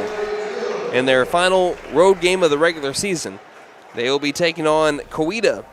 That's going to be the number 2 team in 5A4 on Tuesday in the regular season finale back at the MAC. Lady Buffaloes are going to try to put this one behind them and to try to get back into the win column in the final game of the year. The Lady Buffaloes dropped to 12-10. Lady Chieftains improved to 17-5 and still have only lost 1 game in district play. Looks like they are more than likely going to. I think they are going to solidify themselves as the 5A4 champion with this win today. So let's look at our final stats, starting with the player stats for the girls, and then we'll look at our team stats, and then we'll get ready for the boys. Tori Kilburn was your leading scorer this afternoon with 14 points on 36% shooting, a perfect 4 of 4 from the charity stripe. Also had 5 boards and 5 steals, 2 blocks for Tori. Maddie Van Dorpy had 7 points today on 25% shooting. Also shot 25% from 3 and 2 of 2 from the charity stripe. She also had 4 boards and 1 steal. Katie Allen had 5 with, looks like 50% from the charity stripe. And she also had 1 defensive board and 1 steal. Isaiah Highshaw had 4 on the night. India Highshaw. Highshaw. I'm getting her confused with brother. Anyway, Bodie Nystrom had 2 on the afternoon, 33% shooting. Also had 5 boards, and that is going to round out scoring. All right, team stats here, and this is going to kind of tell the story on, again, how Sapulpa was able to win by as wide of a margin as they did. McAlester Lady Buffaloes, 10 of 43. That is good for 23%. Sapulpa Lady Chieftains, 28 of 57. That's good for 49%. It was just simply McAllister's worst day of shooting this year. Yep. That's just couldn't get anything to fall. What it comes down to, their worst game of shooting, their worst day of taking care of the basketball. The second worst, because I don't know how many turnovers they had. It ended up being turnovers for McAlester. Looks to be, make sure I get this right here. It was 22 turnovers for McAlester, so it really wasn't 22. So it really wasn't as bad as what it seemed like, because McAlester had 32 back on Tuesday against Will Rogers. But when you combine the turnovers with the poor shooting today, it was just a recipe for disaster. Yeah, and then their three ball, just 1 of 14, 7% from 3. Meanwhile, Sapulpa is 7 of 17. That's good for 41% from 3. Sapulpa shot 45% from the charity stripe, 9 of 20. McAlester 11 of 14 from the charity stripe, and that's good for 79%. So if Sapulpa would have missed that last free throw, they would have shot higher from three-point than they would from the free throw line. It would have been 41-40. Instead, it was 41% from 3 for Sapulpa, 45% from the line. Looking at McAlester in the battle of the boards here, McAlester had 21 boards, 6 offensive, 15 defensive. Sapulpa had 21 defensive boards alone and 14 offensive boards. That's going to combine for 35 total. 35, yeah. Also, looking at steals and turnovers again, McAlester with 22 turnovers, Sapulpa with 17 steals. McAlester, they got 10 steals, and they forced 14 Sapulpa turnovers. McAlester with 6 blocks this afternoon. Sapulpa's 1. I mean, good perimeter, or rather good paint defense of getting some blocked shots, but again, every time it seemed like the shot went up, there was a Lady Chieftain that was rebounding it with 14 boards today offensively, leading to, a 14 rebound difference between the two teams, where you looked at the last game between Sapulpa and McAlester, it was only a 1 rebound difference, 24 for McAlester, 25 for Sapulpa. It's got to be closer than the 35-21. You got to shoot better. You got to be able to hit your threes.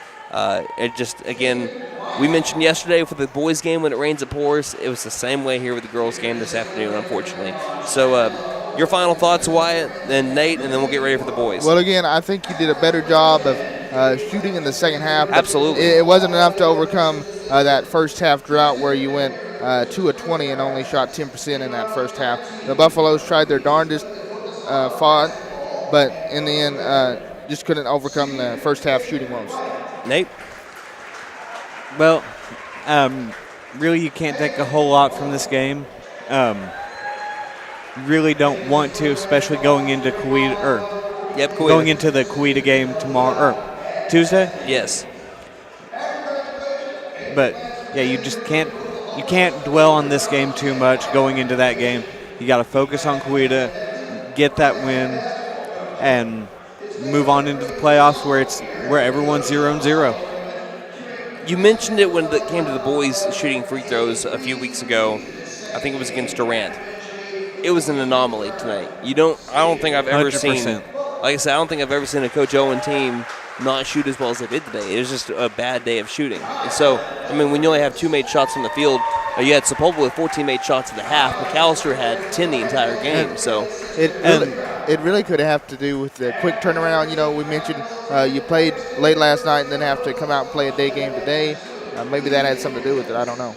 And I will say, Sapulpa is the defending state champion. I mean, yes. Let's not forget that. I mean, yes, Sapulpa had kind of burying the lead there. And Sapulpa also is giving up only 44 points per game. One of their bread and butter of their team is their defense. So exactly. It's not easy to score on them, but I know the Lady Buffs know that they should have they had opportunities to play a little bit better today. Does it mean that they played their best basketball? No. I think their best basketball is still way closer than a 40-point deficit. Again, they only lost to this team by 12 back in December.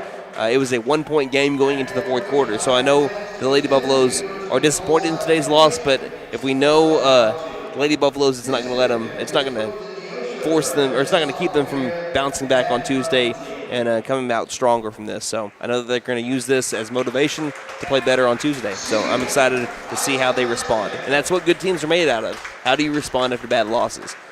because, there's a lot of championship teams in the NBA that lose games like this and then win the championship later on in the year. How did the Lady Buffaloes respond? We're going to find out on Tuesday. So, again, we're about to have the boys. They're having senior day festivities going on right now. We'll take a break and be back with some boys pregame action here on KNED. If you're in the market for a new vehicle, you know they're hard to come by. Well, Patriot Chrysler Dodge Jeep and Ram in McAlester is a step ahead of the game. We are Southeast Oklahoma's #1 pre-owned dealer because we went out and found the best low-mileage pre-owned vehicles available. Fully loaded Mercedes, BMW, Lincoln, Lexus, Chrysler, Dodge, Ram, Chevy, you name it, it's on the lot. And financing is available. So come by Patriot today. My wife makes the best lasagna, even in that old kitchen of ours. She deserves the best kitchen money can buy, but all our cash was tied up. So we went to the Bank N.A. for a loan for our kitchen remodel, and the folks at the Bank N.A. came through for us and our family. Plus, the Bank N.A. is local, so the money stays in town. Call 918-423-2265 or go into the Bank N.A. to get your loan for whatever your family wants or needs. The Bank N.A. Strong, secure, and ready to loan. Member FDIC, Equal Housing Lender. Marion opened his dealership in Ada in 1950. And now I'm the third generation to join the car business. At Benton Nissan of McAlester, our commitment to service and customer satisfaction is as strong today as it was in 1950 when Papa started. Dad ensured that everyone that walked through the door received a customer service experience like no other they'd had before. Come see us at Benton Nissan of McAlester and see how our family values still apply today. And don't forget to tell them Maddie sent ya. Since 1952, W.E. Alford Propane has been your source for propane and petroleum products, both residential and commercial. W.E. Alford Propane serves eastern and southeastern Oklahoma with locations in the Eufaula area, McAlester, Shakota, Wilburton, Hartshorn, and Muskogee, just to name a few. If you need propane or petroleum products, there's only one number to call, 918-423-3121. Call today. W.E. Alford Propane, serving the area for 70 years. Honda ATVs and side-by-sides have a rock-solid reputation. And now you can upgrade your adventure with incredible deals on Honda accessories. For a limited time, buy select new Honda ATVs and get up to $300 in free accessories. Just head to Vickers Power Sports at 1904 South Main. Honda accessory rebate offer is valid with purchase of new and unregistered 2024 and prior ATV, Pioneer, and Talon models. Check with participating Honda dealers for complete details. The tax time savings sale begins now at Vickers Furniture. Come in today and save up to 50% on all sofas, beds, recliners, tables, and accessories. Right now, there's no credit check, financing for 100 days, same as cash, and 12 months financing for qualified buyers. The tax time sale going on now at Vickers Furniture, 2nd and Wyandotte, McAlester.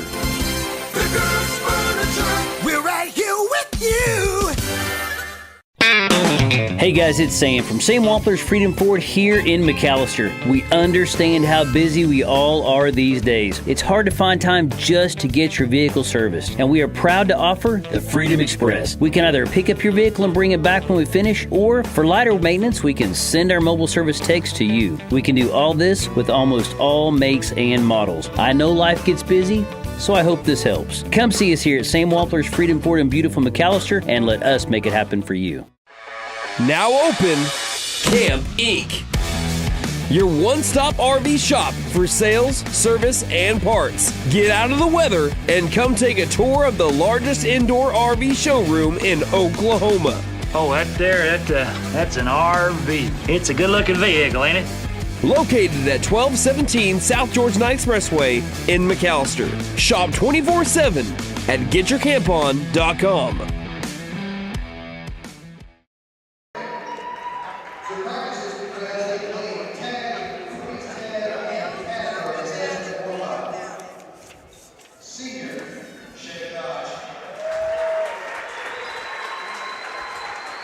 Welcome back to the Chieftain Center in Sapulpa, Oklahoma. We just finished up the ladies' game in which the Lady Buffaloes fell to Sapulpa 72-32. Now let's preview the boys. The Buffaloes are 3-17 on the year, led by head coach Mike Dooney in his first season. Just as McAlester Lady Buffaloes played the top team in 5A4 today, The McAlester Buffaloes played the top team in 5A4 last night in Holland Hall, and it was all Holland Hall on Friday night. They raced out to a 45-12 halftime lead. McAlester scored 13 third-quarter points but gave up 24 as the Dutch extended their lead, leading to a running clock fourth quarter and a 75-35 win. The Dutch was 48% from the field to McAlster's 34% and 33% from 3 to 24%. The biggest area of concern for the Buffs was 28 turnovers to just 7 for Holland Hall after the Buffs won the turnover battle against Holland Hall in the first game. McAlester did close the rebound battle, only losing it by 1, 27-26, but lost the offensive rebound total 13-6. Looking at some still star players from that game, you had Brandon Smith, who led the way with 19 points. Also had 3 rebounds and 2 steals. Devontre McKendrick had 12 points on 71% shooting, 5 of 7 from the field, and 3 rebounds as well for the McAlester Buffaloes. So as we go to look at this game against Sapulpa, as the boys are about to warm up here in just a moment, McAlester lost to Sapulpa 76-62 in the second game of the season. It is still the most points McAlester has scored in a game this season, I believe. I'm looking at the rest of them. They tied with 62 against Coweta back on January 27th. Yeah, it is still the tied for the most points McAlester scored in a game this year. The Buffaloes got out to a slow start. They trailed by as many as 19 at the beginning of the game, but brought it back to a 6-point deficit before losing it by 14. Sapulpa shot 57% from the field and 47% from 3, although McAlester shot well at 45%. McAlester lost the rebound battle by 6, but won the turnover battle 17-14. As we look at some star players from that game, you're again looking at Brandon Smith, 15 points on 55% shooting. You also had Alex Dooney, who had 11 points on 3 of 8 shooting. And also Devontre McKendrick, he had 14 points on 67% shooting. So McAlster's offense is going to hope that it's there. They're starting their warm-ups right now. Looking at the Sapulpa Chieftains now on the season, they are 11-10. They're averaging 54.6 points per game, giving up 54.8, so almost right there at even.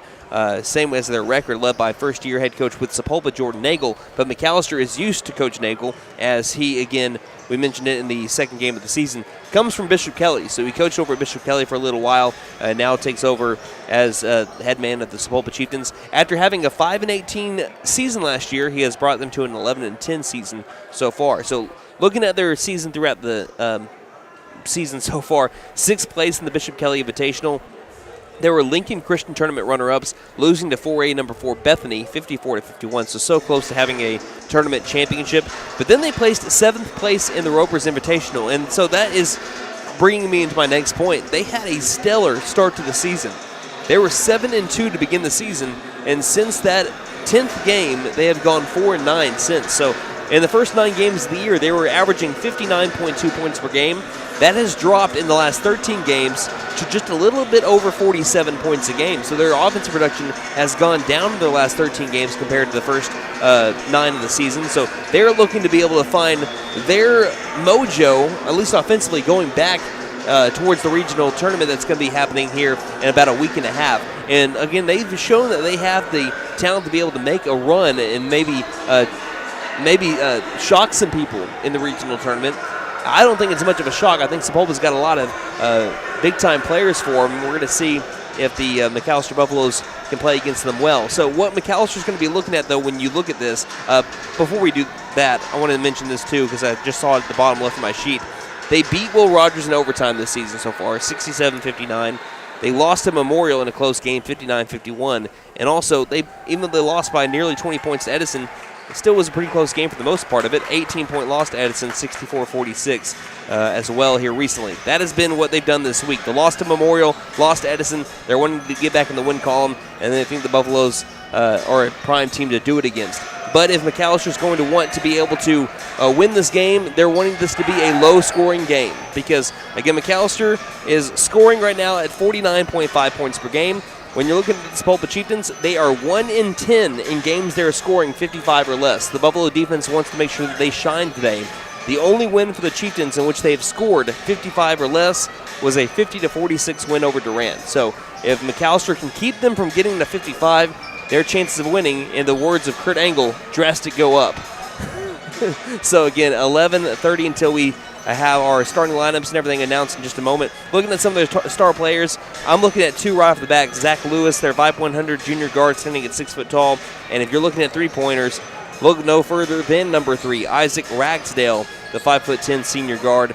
Buffaloes are wanting to try to keep him in check as they make their way throughout this ball game. Again, the last time these two teams played, one more time, final score was 76-62. But again, McAlester spotted them a 19-point lead early. Again, McAlester match them step for step, and if they can do so, I think that they can make this a game like they did against Coweta and like they did against Memorial not too long ago. But they have to make sure that they match them step for step, that their offense doesn't go through droughts. That's the only way that I can see. That's not the only way I can see McAlester winning this game, but that is the biggest key for me to McAlester winning it. I know Wyatt's got some keys to the game himself, but let's start off with some players to watch for the Buffaloes, Wyatt. Players to watch for your Buffaloes this afternoon. Brandon Smith had 8 points yesterday against Holland Hall. He's the Buffs' leading scorer, averaging 14.2 points per game. And last time out against Sapulpa, he scored 15 points on 55% shooting. The Buffaloes are looking for him to have a similar performance today. Devontre McKendrick, he's had success against Sapulpa. The last time he faced the Chieftains, he put up 14 points with 4 rebounds and 2 steals. I'm excited to see what he does this afternoon. And Devion Bickham, he was the Buffs' leading scorer from last night with 12 points, and he hopes his hot shooting will continue today against the Chieftains. Yeah, we didn't mention that. Sorry, in the pregame show, I had the wrong stats here. Yeah, it was, you're right, Devion Bickham led the team in scoring with 12 points. Smith had 8 and Townsend had 5. Keys to the game in this one, you want to stay out of foul trouble and keep your big players on the floor. Against Sapulpa last time, McAlester had 24 fouls to Sapulpa's 17. This led to 10 more free throw attempts, and Alex Dooney fouled out of the game. Play aggressive, but be cautious. You need to be able to have your big players on the floor for a majority of the game for a chance to win this one. And don't give your opponent second chance points today. Last night against Holland Hall, Holland Hall had 13 offensive boards to McAlester 6. The Buffaloes need to end possessions this afternoon and make Sapulpa go one and done. And play cleaner basketball. McAlester had 28 turnovers against Holland Hall. The Buffaloes will need to lower that total today against the Chieftains. All right, let us know where you're listening from on Twitter at Buff Sports Radio. Again, that is Twitter at Buff Sports Radio, or you can let us know on Facebook at facebook.com/McAlester Radio. Again, you can comment underneath the picture that we ended up posting before the start of the girls' game. Again, the McAlester boys trying to avenge the girls' loss.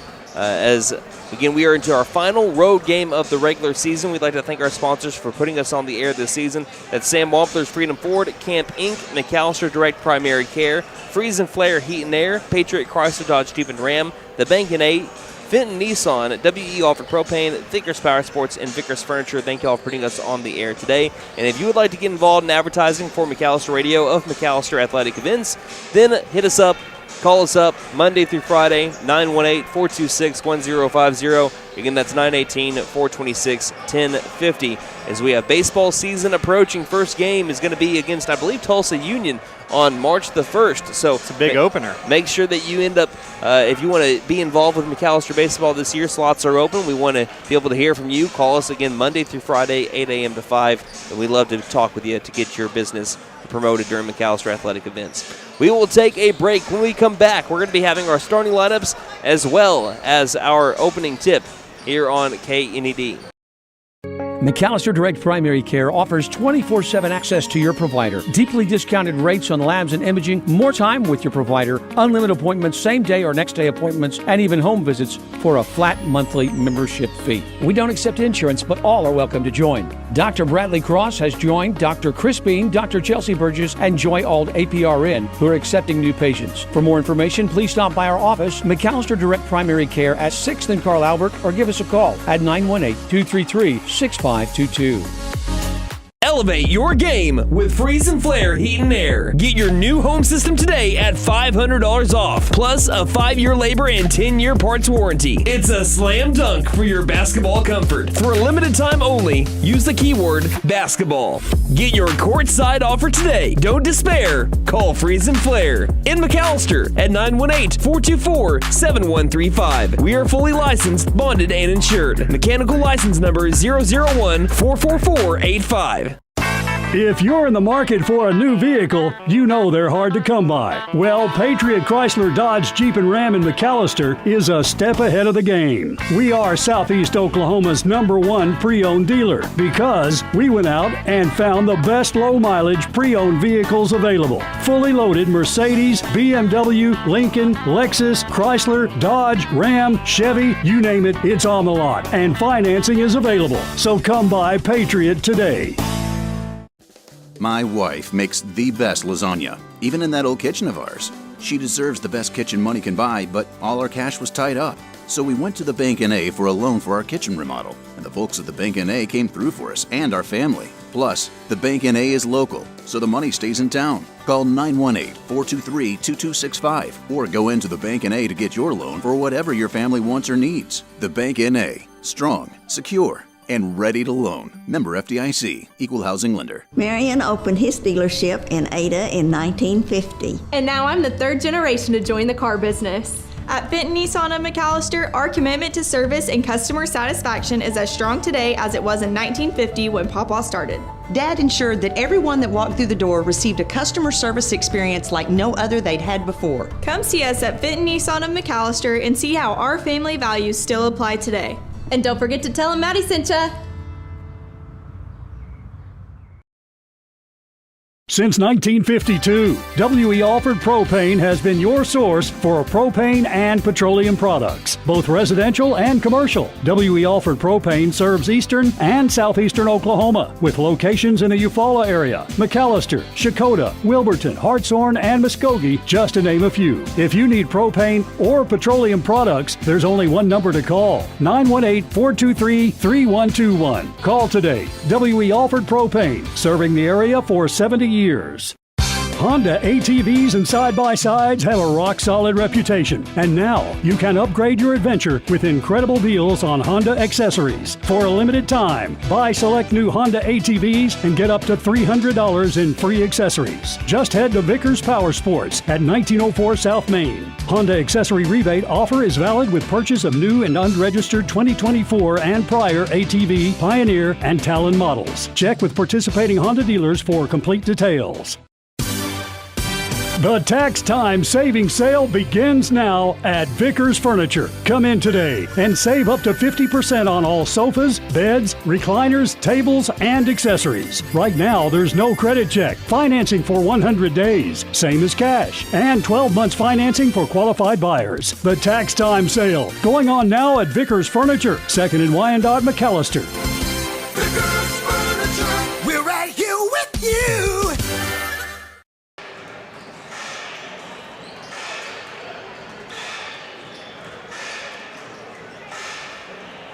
We're just about ready for the starting lineups for the McAlester boys against the Sapulpa boys. Again, in the girls' game, it was the Sapulpa Lady Chieftains winning 72-32. The McAlester Buffaloes trying to avenge that loss for the ladies. Again, the McAlester Buffaloes trying to snap a losing streak that has gone on since January the 4th, and they think that if they can win this one, then it would be a pretty nice win against Sapulpa. Right now in the 5A4 standings is at number 4 at 7-5, negative 12 points differential. Right in front of Coweta, who is 5-8 right now, and McAlester trying again. I think the way that it looks like right now is if McAlester does not win a game in their final 2 games, then they will be at the bottom of 5A4. So McAllister's trying to up their spot to go over Durant, since Durant would own the head-to-head if they're both tied, because Durant won by more points than McAlester earlier. Buffaloes are looking for that win. 1, to snap that losing streak, and 2, climb up a spot in the 5A4 standings. And they have a chance to do it in enemy territory this afternoon on their senior day, trying to spoil it. So we're going to start off with our starting lineups for the McAlester Buffaloes, who are wearing their road black-on-black uniforms with the cursive McAlester in white across the chest and the white numerals on the front and back, gold accents around the arms and the neck, and the gold and black checker down the sides of the jerseys and the pants. Let's go ahead and look at the starting lineups now for the McAlester Buffaloes. You have sophomore guard number 0, Devontre McKendrick, leading the team in three-point percentage and free throw percentage on the season. You have number 2 freshman guard Brandon Smith, leading the team in points per game at 14.2 and steals per game at 1.8. You have number 10 junior guard Alex Dooney, who's at 4.5 points a game, coming off an 11-point performance against Sapulpa back in the game in December 1st. You also have number 3 freshman guard Davian Pouncil coming off of a 6-rebound performance against the Holland Hall Dutch a day ago. And number 21 freshman forward Devion Bickham, who leads the team in rebounds currently at 4.3 a game. So the Buffaloes bring out 3 freshmen, a sophomore and a junior in their starting lineup. Now for the Sapulpa Chieftains here on their senior day. They're wearing their white-on-white uniforms with the blue numerals on the front and back and blue Chieftains across the chest in cursive. This is my opinion. I think that you always have to have the cursive script across the chest when you're playing on a basketball team. It is beautiful. I love cursive script and a hardwood floor. We're going to start off with number 0, Zach Lewis. 5'100" selection, junior guard, standing at 6 foot tall. You've got number 1, Kylan Edwards, senior on senior day, 6'3" forward.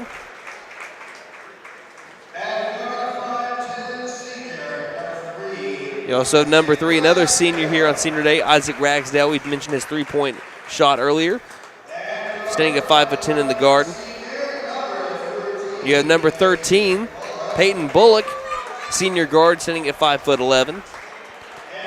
And number 30, Roman Abbage, senior forward at 6'5". So for today, here on this senior day for the Chieftains, it looks like 4 seniors and a junior. The only change-up that we have in the lineup is instead of Jalen Pratt starting today, which started in their first game of the season, it is now Peyton Bullock.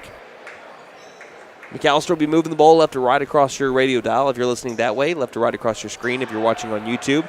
For the Sapulpa Chieftains, they'll be moving it right to left. Inside the circle for McAlester is Devion Bickham, and it is Kylan Edwards for the Sapulpa Chieftains. A height advantage, pretty much the same. I think Devion's got a slight height advantage over Edwards. Ball's up in the air. Tip is won, though, by Sapulpa as it's basketball time here near T-Town, right on the outskirts of it. It's crossing the half-court line and getting ourselves underway. We have a pass that's inside and stolen by Brandon Smith, your leading steals per game guy at 1.8. Gets his first steal of the contest in the opening possession against the Chieftains, 20 seconds into the first quarter. McAlester was able to steal the ball 14 times against Sapulpa, as it's Brandon Smith with a great look from Alex Dooney, being able to get the Buffaloes on the board first, 2-0 to score. To the left wing, Edwards dribbles high post, shovel pass out to the right wing. Feeds it off, driving in on a man-to-man defense by McAlester, throwing it out of bounds as the Buffaloes swarmed the Chieftains there on that possession. Zach Lewis throws it to nobody in the near corner, and we'll try to see if the Buffaloes can go up by a couple of possessions here, leading 2-0, 7:10 left in the first. Buffalo's off to a great start on defense this afternoon, forcing a couple turnovers. Smith, short hot pass over to the left wing over to Pouncil. Pouncil spin move, high post, back outside over to Bickham. Bickham stops free throw line, back outside, right wing 3 by Smith. Oh, he's on fire to start it off. Painted gold, a quick 5 points for Brandon Smith. And the Buffaloes lead 5-0, 6:50 left in the first. Edwards feeds it mid-range, back outside. Guarded up well here is Ragsdale. Ragsdale has to get it out to the top of the key. Bumped is Abbage, driving, kicking over to Edwards. Edwards to the high post, feeds it inside. Good look, the 2 is up, but missed. Pouncil's got the rebound. McKendrick now with it after the feed from Pouncil to the top of the key. Tries to dribble in, can't find any access to the paint. Ball finds its way over to Pouncil, who is bumped on his way towards the paint, and there'll be a foul called on the Chieftains. 6:27 left in the first. Buffaloes with a hot start to this one, leading 5-0. Already what you're seeing, a great bounce back from a tough night last night for the Buffalo boys. Yep, come out and strike first. Put a little bit of pressure on the home team here. That's what McAllister's doing. Smith looking to find someone open. Can't find anyone. Has to lob it out over to McKendrick. He takes it quickly into the paint. McKendrick working off the pivot foot. Has to get it back outside straight away over to Pouncil. To Bickham left wing, who hit a couple of threes last night. His first 2 made threes of the season, but couldn't seem to miss. Yes, he was 5 of 7 from the field. As we have a whistle here, and I think it's going to be in moving screen. Yep, offensive foul here. It's going to be on Pouncil. Be his first, team first. 6:12 left in set first. McAlester is leading by 5-0. Lewis inside the circle, dribbling left side. Feed it off into the corner. Kind of a wild dribble there was Peyton Bullock trying to get it to the high post, but he keeps his footing, gets it outside over to Ragsdale. Ragsdale guarded well by McKendrick. Bounce pass to the baseline. Driving baseline. 2 is up and made by Zach Lewis, and the Chieftains are on the board. It's 5-2, 5:43 left in the first. McKendrick patting the head, calling out the plays, feeding ahead over to the right wing, over to Pouncil. Pouncil stopping, lost the ball, gathers it back in the front court, saves the possession by bouncing it a few times over to Bickham near the circle. Good hustle play by Pouncil, keeping that one alive. Good crossover move. Smith towards the paint. There's going to be some fouls here. It's going to be a foul on Smith. They're going to call a charge on Brandon Smith here. Certainly looked like the defender was moving there. I still thought the defender was moving myself. I like the idea there by Smith. Driving in, stopping high post, back outside. Can't leave him open. Ragsdale for 3. Got it. Cannot leave. If there's anyone on the Chieftain offense you can't leave open from downtown, it's Isaac Ragsdale, and he ties it up 5-5. 5 minutes left in the first as McAlester scored the first 5. Chieftains have scored the last. McKendrick crossing over Lewis. Dribbles, hands it off over to Pouncil. Pouncil guarded up well on the switch to the near corner. Dribbling high post. McKendrick has to dribble back out. Almost stripped loose. He gathers the ball back. 4:45 left in the first. Smith top of the key. Smith stopping out to the near corner. McKendrick again couldn't handle the ball and it rolls out of bounds. Turnover McAlester. 4:39 left in the first. McAlester, after a hot start in their first 2 possessions, have slowed down here. And the Chieftains have scored on their last 2. Driving Lewis straight towards the rim, feeding inside, couldn't handle the ball. It's going to be kicked by Buffalo out of bounds. But it was a good look for Roman Avich, who wasn't ready for it inside the paint. But Lewis had him open. Baseline inbound by Edwards, feeding it to the corner, back over to Edwards, low post. And again, no charge that time, but there's a missed shot. It's going to be rebounded by Pouncil. Down the near sideline, Smith trying to race past the man. There's going to be a foul. It's made, but they're going to call it on the floor, and that is the correct call. Smith was fouled before he went up with the shot. That was going to be on number 13, Peyton Bullock. And an inbound along the baseline here for Smith. That was just wild that he made that. He was about horizontal with the floor. Inbound, tough feed to the low post to Dooney. Dooney gets it inside over to Pouncil. Pouncil up for 2, and shot is no good, or shot never happened. There's going to be another foul here on Sapulpa. This one's on number 11, Lanier Everett, who just recently came into the game. Inbound, feeds it to the corner. McKendrick on the drive, stopping in the paint. Hook shot is airballed, and they'll be rebounded here by Everett, who just committed that last foul. Edwards grabs it on the other side of the timeline, inside over to Abbott, who can't handle the ball. It'll just fly out of bounds, last touch by Abbott. McAlester basketball about halfway through the first quarter. Buffalo scored a quick 5 points in the first about minute and a half, and they have not scored since. Trying to get back on the board here. Sapulpa upping the pressure, double teamed in the corner of the front court. The high post, Pouncil driving, one-on-one, tough 2, missed it. Too strong, good defense. Ball gets sailing towards the corner, and it can't be saved by the Chieftains. It'll be McAlester basketball again. Turnover by the Chieftains. McAlester only had 14 turnovers against Sapulpa the last time these two teams played. Sapulpa had 17. Both teams pretty even right now. Sapulpa with 4, McAlester with 3. Right wing Pouncil, feeding to the top of the key around the world to the left wing to McKendrick. McKendrick dribbles between the legs into the paint, and they'll get a foul call here at the high post. As that one's going to be on Zach Lewis. That'll be his first. Team 4th already on Sapulpa with 3:30 left in the first. McAllister's got 2 team fouls. Right wing, Smith works off a screen by Dooney into the paint. Lobs it far corner, Bickham. Inside back over to Dooney, low post. Dooney backs up his man, feeds it back outside over to Bickham. Bickham feeds it quickly to McKendrick. He dribbles high post, back out over to Pouncil. Pouncil, spin move in the paint, back out Dooney, left wing. Dooney to the top of the key, will hand it off over to McKendrick. Great defense by Sapulpa. Even though they were scrambling there for a while, McAlester was able to not get a shot off. Driving in, Smith almost makes it happen but can't score over a defender. The drought continues here over the last few minutes. Zach Lewis tries to give the Chieftains their first lead of the game and does so on a very tough shot over Brandon Smith at 7-5. We'll take a timeout. 2:50 left in the first. Sapulpa leading, scoring the last 7 points by 2 here on KNED. My wife makes the best lasagna, even in that old kitchen of ours. She deserves the best kitchen money can buy, but all our cash was tied up.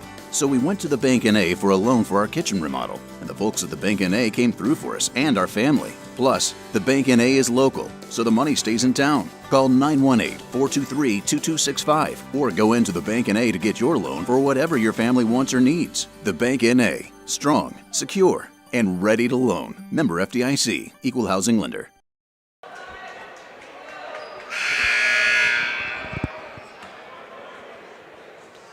.250 left in the first quarter. McAlester scored 5 points out of the gate quickly, but they've gone on a scoring drought since. It's allowed Sapulpa to score the last 7 in a row. Sapulpa pressing for the first time today.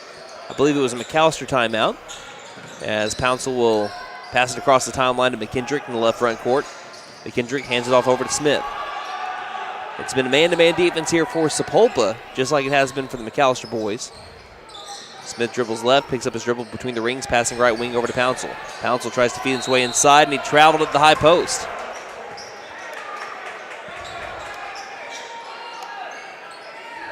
Since the first 2 possessions, McAllister's had a hard time really finding a shot to come open. Lewis guarded by Dooney as he crosses the half-court line to the near corner, being trailed. Now double teamed. There'll be a foul down in the paint. This one's going to be more than likely on Smith. Yes, it will be. That'll be his second. 2:17 left in the first. The first one was on that questionable charge. Lewis along the baseline. Will inbound near corner. Newly inserted into the game, Jaden Lanham, as the ball goes sailing out of bounds. Last touch by the Chieftains. It'll be McAlester basketball after another Chieftain turnover here. Buffaloes really haven't been able to take advantage of the Chieftain turnovers, though. Trying to change that in this possession. Caden Harris comes in for the first time today, coming in for Smith. Again, already right now with 2 fouls. But he's got all 5 points for the Buffaloes, so no one on the floor right now for McAlester has scored. They're in trouble in the backcourt, double teamed. McKendrick needs some help, and he's going to get it from his head coach, Mike Dooney, with another 30-second timeout. 2:04 left in the first. Sapulpa leads McAlester by 2 here on KNED. McAlester Direct Primary Care offers 24/7 access to your provider. Deeply discounted rates on labs and imaging, more time with your provider, unlimited appointments, same day or next day appointments, and even home visits for a flat monthly membership fee. We don't accept insurance, but all are welcome to join. Dr. Bradley Cross has joined Dr. Chris Bean, Dr. Chelsea Burgess, and Joy Ald APRN, who are accepting new patients. For more information, please stop by our office, McAlester Direct Primary Care at 6th and Carl Albert, or give us a call at 918-233-6522.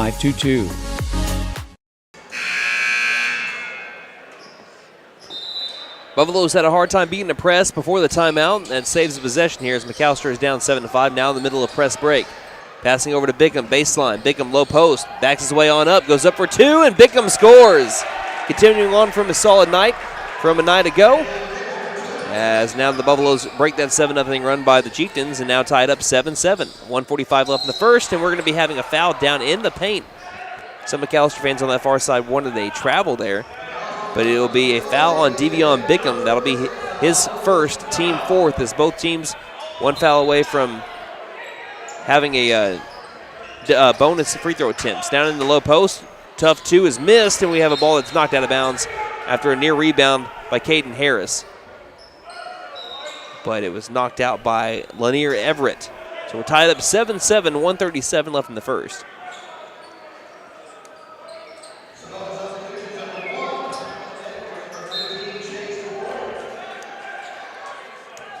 A lot of McAlester fans ended up making the drive on out over here to Sapulpa. And if you couldn't make it today, then let us know where you're listening from or watching from on Twitter at Buff Sports Radio. McAlester currently with the ball. Right wing, Bickham feeds it inside over to Pouncil. Pouncil pushed in the back by Edwards. Kylan Edwards pushed Pouncil as he was receiving the ball, and that'll be the 5th foul on Sapulpa. 2 free throws on the way for Davian Pouncil. 44% from the line on the year is Pouncil. Went 2 of 4 from the charity stripe against Holland Hall a night ago as Pouncil hits the first free throw. McAlester back on top by 1, 8-7 the score. I just saw HH on my score sheet. The first thing I thought of was Heritage Hall. I mean, they're just so similar in name. It's very confusing. Second shot by Pouncil rattles home. Were you belittling me there? No, You agree? I 100% agree. Pouncil makes both of his free throws. It's 9-7, McAlester on top. Pass to the near corner. Wide open three on the way by Lanham is off. Offensive rebound by Edwards, and now he's going to get 2 free throws as it was Caden Harris that landed on top of him. And Garrett Pickett's about to come in for him. We'll have 2 free throws on the way for Kylan Edwards. So both teams in the bonus for the remainder of the quarter with 1:08 left in it. Edwards standing about, I'd say, a full 3 or 4 inches away from the free throw line as he misses the first free throw short. His right foot stands in front of the left. But again, a lot of people toe that free throw line. He is a good, like I said, 3-4 inches away from that line. Missed the first free throw. Pickett does check in for Harris. Second attempt for Edwards is good. So 1 of 2 from the line. McAlester is up 9-8. Substitutions coming in now for the Chieftains. Back in is Ragsdale and number 30, Roman Abbage. Buffaloes with a 1-point lead, 9-8. Get a much better start to this one than we had the first time that these two teams played against Sapulpa. It raced out to an early 19-point lead. McAlester with a 1-point lead with 60 seconds left in the first. McKendrick, left wing. Top of the key, good crossover move into the paint, up for 2. Wild shot, and he got it, Devontre McKendrick. What a play by the sophomore, and the Buffaloes extend their lead to 11-8. 45 seconds left in the first, making that look easy. Driving in, going up for 2, and making that look easy was number 0, Zach Lewis, on the and 1. A chance to tie it up with a 3-point play here for Zach Lewis. Get you the fouls on there? Alex Dooney, his first. Trying to complete the and 1 now, Zach Lewis. And he has scored his 7th point of the game, and we are tied up again, 11-11. Pouncil to the far sideline to Pickett. Pickett across the half-court line to McKendrick. McKendrick kicking out right wing. Bickham, he can hit from 3. Though his hot spot so far this year has been those corner threes where he currently stands as he makes his way to the far corner. McKendrick, right wing, hands it off over to Dooney. Dooney kind of slid a little bit but kept his footing to the low post. Pickett wrestling his way towards the bucket and scores. Great play by the senior. Garrett Pickett gives the Buffaloes a 13-11 lead over Sapulpa. 13 seconds left in the opening frame. I believe that's Lewis back with the ball right front court. Gets a screen from Abbage. Driving into the 2-point area, misses the shot. And there's going to be a rebound by Pickett after Bickham nearly came down with it. That's the end of the first quarter as you hear the buzzer. 13-11, McAlester leads. We'll take a 60-second break and be back. McAlester on top by 2 going to the second here on KNED. Elevate your game with Freeze and Flare Heat and Air. Get your new home system today at $500 off, plus a 5-year labor and 10-year parts warranty. It's a slam dunk for your basketball comfort. For a limited time only, use the keyword basketball. Get your courtside offer today. Don't despair. Call Freeze and Flare in McAlester at 918-424-7135. We are fully licensed, bonded, and insured. Mechanical license number 001-44485. If you're in the market for a new vehicle, you know they're hard to come by. Well, Patriot Chrysler Dodge Jeep and Ram in McAlester is a step ahead of the game. We are Southeast Oklahoma's #1 pre-owned dealer because we went out and found the best low-mileage pre-owned vehicles available. Fully loaded Mercedes, BMW, Lincoln, Lexus, Chrysler, Dodge, Ram, Chevy, you name it, it's on the lot. And financing is available. So come by Patriot today.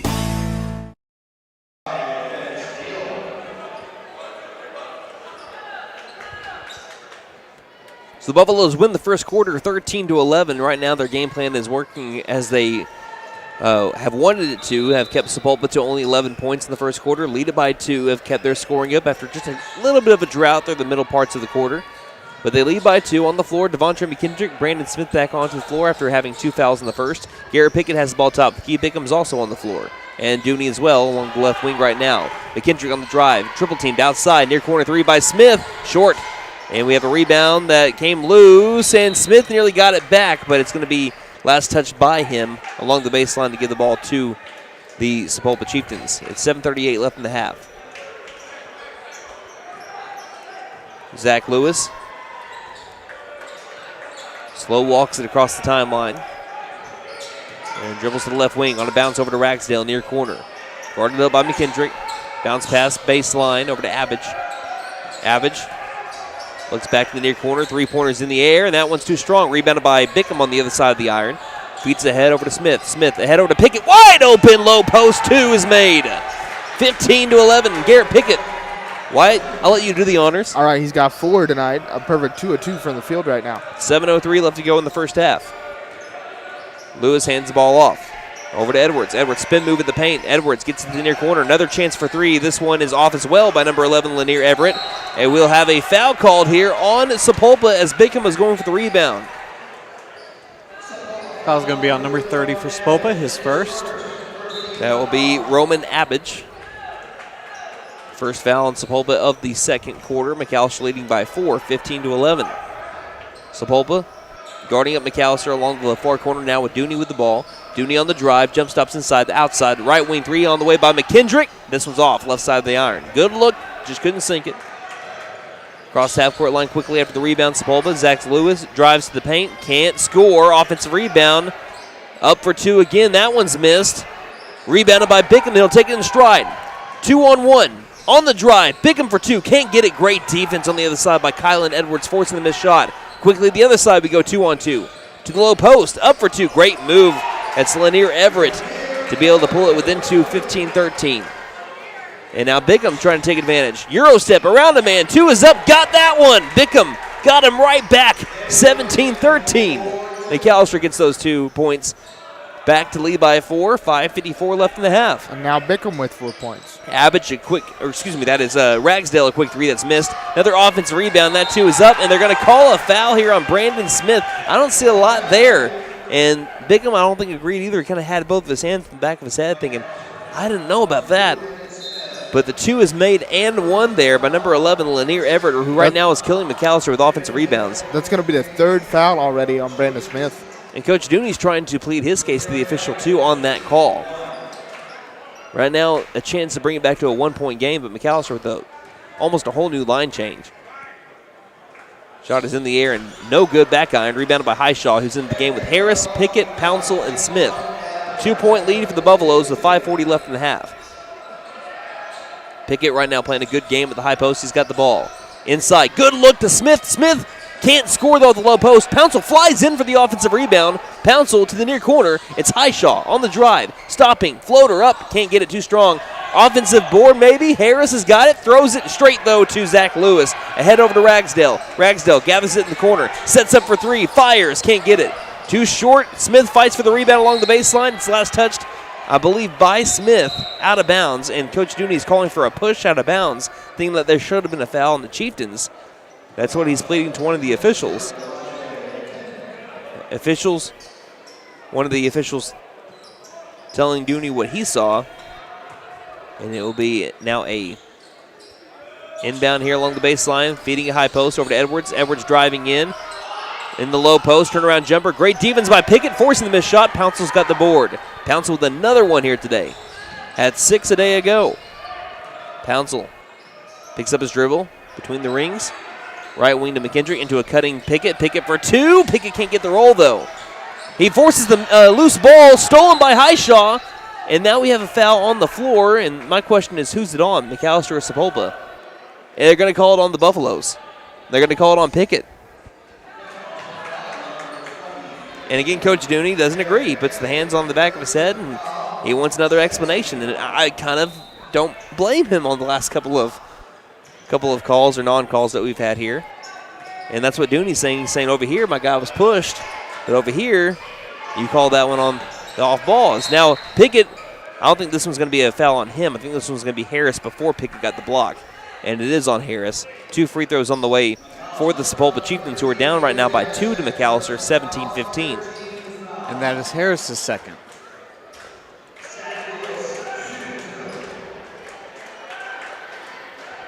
So it's going to be Zach Lewis at the free throw line with a chance to tie it up.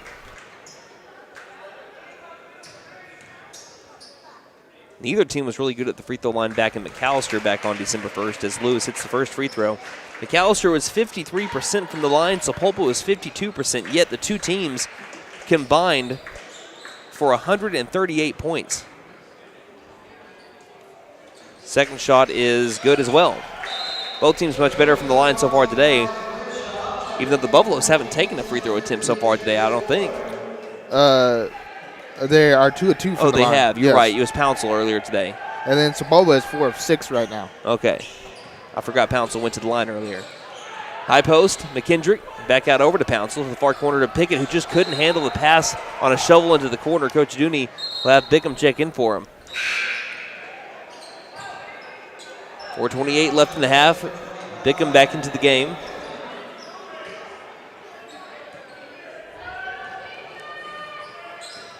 As Edwards will take it across the timeline in a close 17-17 game so far. Edwards drives, finds a lane, goes up for two. We'll have a charge. Isaiah Highshaw plants his feet, takes the damage, and says, I'll take the ball. So that'll wipe those 2 points off the board that they gave Sapulpa on the scoreboard. It's still 17-17. 4:16 left in the half. The Buffaloes, they'll throw it away on the pressure forced by the press defense. McKendrick was trying to get it back over to Pouncil. It was wide right, and it sailed out of bounds. 4:14 left in the half. Ball back to Sapulpa, who inbound on their side of the half-court line along the far sideline. It's nearly stolen by Bickham on the inbound, but it's retrieved in the backcourt by Edwards, who drives in the paint back outside. Wide open three for the lead, back ironed. We have another push-off inside the paint, but that one's not called. After an offensive rebound, Chieftain's got the ball. Outside top of the key, Edwards feeds over to the right wing. Over to number 15, Chase Ward. Ward to Ragsdale. Ragsdale to the left wing over to Lanham. Lanham drives in the paint. Floater is up and good, and the Sapulpa Chieftains take a 2-point lead over the Buffaloes, 19-17. And they'll press the McAlester offense. Pouncil throws to Highshaw. Highshaw down the floor. Highshaw lost the ball.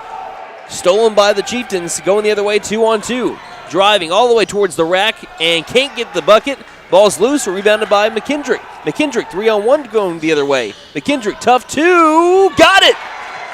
Incredibly high difficulty shot, and Devontre McKendrick once again just makes it look easy in the paint, man. 19-19, 3:15 left in the half as we're trading punches here. Top of the key, driving in, Lanham again. Lanham feeds it over to Edwards, far corner. Edwards thought about the three, tries to drive in on Bickham. Overhead pass over to Ragsdale straight away. Ragsdale works opposite of a screen towards the bucket. Draws contact with no whistle, rebounded by Pouncil. Pouncil will have a ball get tied up here with the Chieftains. Will it stay with the Buffaloes? No, it goes to the Chieftains as they have the possession arrow. So great play here by number 15, Chase Ward, finding a perfect opening to be able to grab the ball and give his team a second chance here with 2:55 left in the half.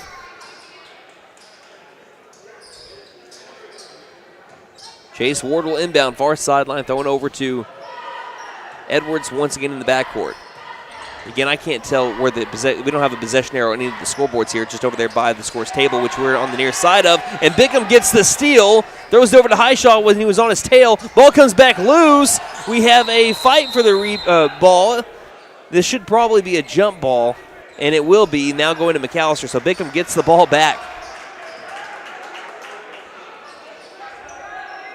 With another steal, Bickham is averaging 1.3 steals a game, which is good for second on the team. That was his first so far this afternoon. McKendrick gets the head over to Dooney. Dooney ahead over to Pouncil. McAlester breaks the press and tries to attack it. Far corner. Bickham sets up for three. This one's off the back iron. Highshaw, offensive rebound, and it rolls in after it's did a rotation around the sun a couple of times. The Buffaloes now lead 21-19. Isaiah Highshaw with his first two. 2:15 left in the half. Driving in, low post. Two is up. Good defense by Highshaw. He gets the rebound too. Head over to McKendrick down the far sideline, trying to race past defenders. Splits a defender into the baseline. 2-pointers up by Pouncil. Too far up high and to the right. Looked like he might have been grabbed on the shot attempt. It'll be a rebound, though, instead by the Chieftains. Driving the other way. Edwards on the drive, kicking near corner. Over to the newly inserted Martre Ben, who's guarded up well by McKendrick. Back out near the circle with 1:48 left in the half. The Buffaloes up by 2. Edwards, guarded up by Dooney. McAllister's man-to-man defense so far giving the Chieftains fits. They're going to have to call a timeout. Jordan Nagel, a timeout for the Chieftains. 60-second timeout. 21-19, McAlester leads. We'll be back in 60 seconds on KNED. Marion opened his dealership in Ada in 1950. And now I'm the third generation to join the car business. At Benton Nissan of McAlester, our commitment to service and customer satisfaction is as strong today as it was in 1950 when Papa started. Dad ensured that everyone that walked through the door received a customer service experience like no other they'd had before. Come see us at Benton Nissan of McAlester and see how our family values still apply today. And don't forget to tell him Maddie sent ya. My wife makes the best lasagna, even in that old kitchen of ours. She deserves the best kitchen money can buy, but all our cash was tied up. So we went to the Bank N.A. for a loan for our kitchen remodel, and the folks at the Bank N.A. came through for us and our family. Plus, the Bank N.A. is local, so the money stays in town. Call 918-423-2265 or go into the Bank N.A. to get your loan for whatever your family wants or needs. The Bank N.A. Strong, secure, and ready to loan. Member FDIC, Equal Housing Lender. 1:40 left to go in the first half. McAlester leading 21-19 over Sapulpa. Timeout called by Coach Nagel of Sapulpa, and they have the ball with a chance to tie or take the lead on this possession with about 90 seconds left in it. Top of the key, hand the ball off over to Ragsdale between the rings. Ragsdale gets it left wing. Over to LaVere Everett. Linear, rather, right wing. Looking inside, no one's open. As Ward gets out near the circle. Back over to Everett to the left wing. Three-pointer for the lead. Got it. Nothing but net for Martre Ben, who hasn't gotten a lot of minutes until here recently. And he hits a big three to be able to give the Chieftains a 1-point advantage, 22-21, with about 1 minute left in the half. McKendrick deep in the corner in the front court. Passes over to Pickett inside the logo. Passes tipped over to Highshaw, who gathers it. Highshaw on the drive. Layup is good. And the senior Isaiah Highshaw gives the Buffaloes a 1-point lead, 23-22. 45 seconds left in the half. Dooney trailing behind a Chieftain. Ball's thrown off the leg of one. Pickett's got the steal ahead of McKendrick. McKendrick on the drive. Euro step. What a beautiful move. Can't get the shot, though. Offensive board like a good neighbor. Bickham is there.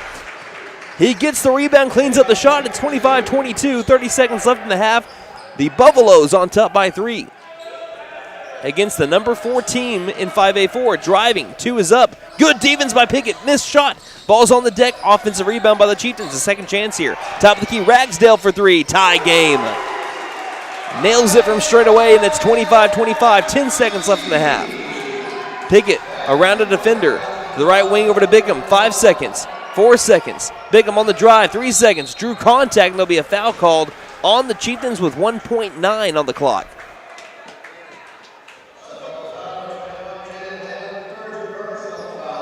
That'll be the third foul of the second quarter, so no free throws here.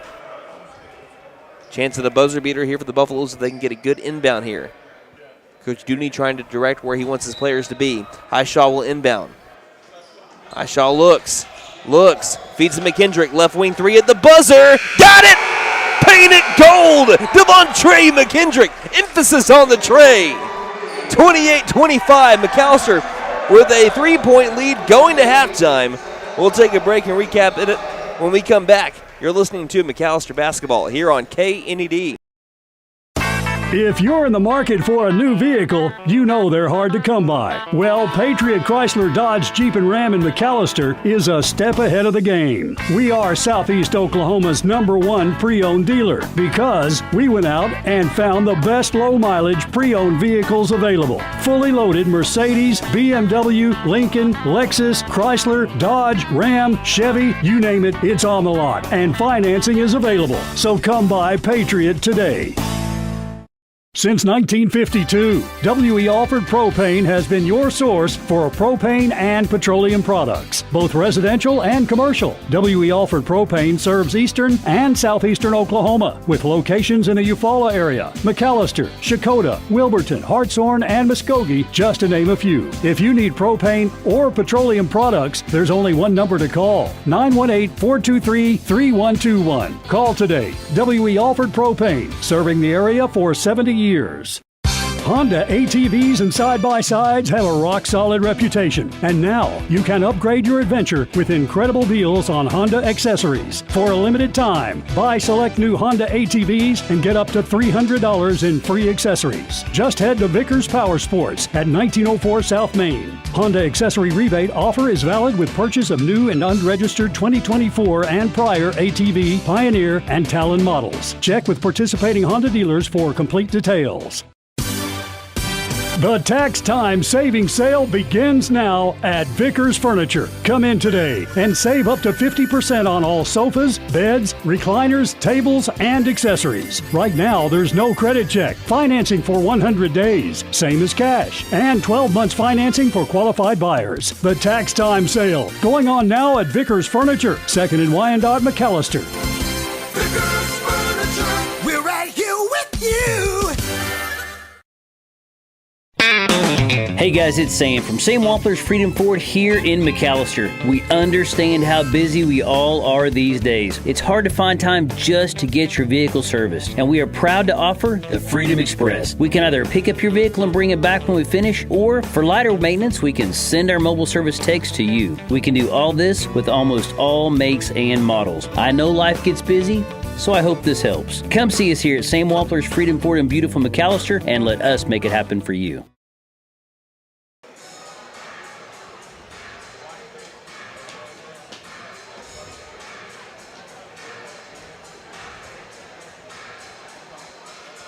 So 28-25 the score as we are entering halftime. The McAlester Buffaloes, they are playing about as well of a game as they want to play right now against a top 4 team in 5A4. Sapulpa right now at a 7-5 record, trying to stay in the top half of the 5A4 standings. And they're looking pretty, even if they lose this game, they're still looking all right. Again, Coweta is a couple of games behind them. With still a game to play against McAlester on Tuesday. But the Buffaloes, they're trying to solidify not getting the 8th spot in 5A4. Again, if they win one game, they guarantee not being at the bottom of the 5A4 standings because Durant would have the head-to-head advantage over McAlester due to the points differential in that series with Durant and McAlester. So they want this one. Sapulpa wants this one. It's senior day for them. The emotions are running high, and it's a great game, and we encourage everyone to stick around for the rest of this one. 28-25, McAlester on top by 3. Let's look at some player stats from the first half, and the Buffaloes have spread the level a little bit here. Yeah, Devontre McKendrick leads in scoring at the half with 7 points on 50% shooting, 1 of 2 from 3. He also has 1 defensive board. Devin Bickham has 6 points on the afternoon on 60% shooting. He also has 4 boards and 1 steal. Brandon Smith has 5 on the afternoon on 40% shooting. He also looks like has 1 steal, something to watch out for, 3 fouls from Brandon Smith. Garrett Pickett has 4 points on the afternoon on 67% shooting, also 2 boards. Isaiah Highshaw with 4 on the afternoon on 67% shooting and 3 boards. Davian Pouncil has 2 on the afternoon, both coming from the charity stripe, a perfect 2 of 2. He also has 5 boards. And that is going around at scoring. All right, now looking at the team stats, and we're going to see how this game is played out to be 28-25 advantage McAlester. Well, McAlester right now shooting 50% from the field at 12 of 24. Sapulpa 9 of 26. That's good for just 35%. I'd call that a bounce-back day after shooting 34% a night ago. Also, McAlester from beyond the arc, 2 of 5 from 3. That's good for 40%. Sapulpa 3 of 9. That's good for 33%. McAlester 2 of 2 from the charity stripe, and that's good for 100%. But looks like Sapulpa has had 4 more attempts from the line, 4 of 6. That's good for 67%. McAlester has 15 rebounds, 4 offensive, 11 defensive. Sapulpa with 12, 5 offensive, 7 defensive. Looking at steals and turnovers, looks like Sapulpa has 3 steals. They forced 9 McAlester turnovers. McAlester with 3 steals. They forced 8 Sapulpa turnovers, neither side with a block. So if you're looking across the board, McAlester is playing better than Sapulpa really in every facet of the game right now. I think that the only thing that is different is McAlester has had 1 extra turnover at 9-8. McAlester shooting 15% better from the field. Sapulpa has made 1 extra 3, but on 4 more attempts. They have had 2 more made free throws. McAlester is winning the rebound battle by 3. McAlester has had 1 more foul. So it's a close game, but again, And although McAlester has the advantage in all those stats, it's not a wide margin. So that's how you can kind of see this game at 28-25. Instead of looking at, first off, what can they do to better in the second half, or what can they do in the second half to win this one, I'll start off with Wyatt. What did you see McAlester do in the first half that led to them leading by 3 against the top 4 team in the district right now? Well, again, they're doing a great job at distributing points here. Again, Devontre McKendrick led in scoring, but you had multiple players with points. You had Devion Bickham, Brandon Smith, Garrett Pickett, Isaiah Highshaw, Davian Pouncil. I mean, everybody sharing the love today. Really what I've seen today is some of the best ball movement we've seen from this team really all year long. Smart shot taking. Absolutely. Knowing what is a high percentage shot, I haven't seen them force any threes.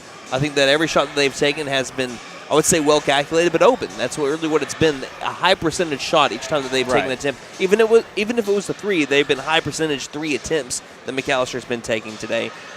Again, they've only had 5 3-point attempts, but they haven't had to take all those threes. I'll tell you somebody, even though he may, like I said, may not be at the top of the score sheet, a guy that has played great today has been Isaiah Highshaw. He has played great on defense. He's grabbed key rebounds. He's had a couple of good position. He's put himself in good position to make some points as well. As like we said, he's got 4. So Isaiah has played a really good game today. Brandon Smith set the tone early with a quick 5 points. Smith said, hey, we're going to up the pressure and we're going to have a good game today. So you can thank Smith. McKendrick has kept it steady all game long. Garrett Pickett is having a great game too. Like Wyatt said, you're spreading the love, and that is what's leading to the Chieftains not focusing in on one player. You're having multiple players getting it done for the Buffaloes. Don't forget Devion Bickham. They're all having a great game. So what can McAlester do in the second half to win this one, Wyatt? Well, just keep cashing in on free throws, because with it being a close game, it can always come down to free throws, and keep distributing, keep sharing the love. Nate? Well, main thing I want to see them work on the second half, make sure you close out on 3, especially from 3. He has gotten... Ragsdale. Ragsdale, yeah. He's gotten too many open looks from 3. You cannot leave him open, because he has shown he will knock those shots down. Yeah, 28-25, McAllister's leading by 3. We'll have second half action coming up here in just a moment. 2.5 minutes until the start of the second half. McAllister leading by 3 here in Sapulpa on KNE. Hey guys, it's Sam from Sam Wampler's Freedom Ford here in McAlester. We understand how busy we all are these days. It's hard to find time just to get your vehicle serviced, and we are proud to offer the Freedom Express. We can either pick up your vehicle and bring it back when we finish, or for lighter maintenance, we can send our mobile service techs to you. We can do all this with almost all makes and models. I know life gets busy, so I hope this helps. Come see us here at Sam Wampler's Freedom Ford in beautiful McAlester, and let us make it happen for you. Now open, Camp Inc. Your one-stop RV shop for sales, service, and parts. Get out of the weather and come take a tour of the largest indoor RV showroom in Oklahoma. Oh, that's an RV. It's a good-looking vehicle, ain't it? Located at 1217 South Georgia Expressway in McAlester. Shop 24/7 at getyourcampon.com. McAlester Direct Primary Care offers 24/7 access to your provider, deeply discounted rates on labs and imaging, more time with your provider, unlimited appointments, same day or next day appointments, and even home visits for a flat monthly membership fee. We don't accept insurance, but all are welcome to join. Dr. Bradley Cross has joined, Dr. Chris Bean, Dr. Chelsea Burgess, and Joy Ald APRN, who are accepting new patients. For more information, please stop by our office, McAlester Direct Primary Care at 6th and Carl Albert, or give us a call at 918-233-6522. Elevate your game with Freeze and Flare Heat and Air. Get your new home system today at $500 off, plus a 5-year labor and 10-year parts warranty. It's a slam dunk for your basketball comfort. For a limited time only, use the keyword basketball. Get your courtside offer today. Don't despair. Call Freeze and Flare in McAlester at 918-424-7135. We are fully licensed, bonded, and insured. Mechanical license number 001-44485.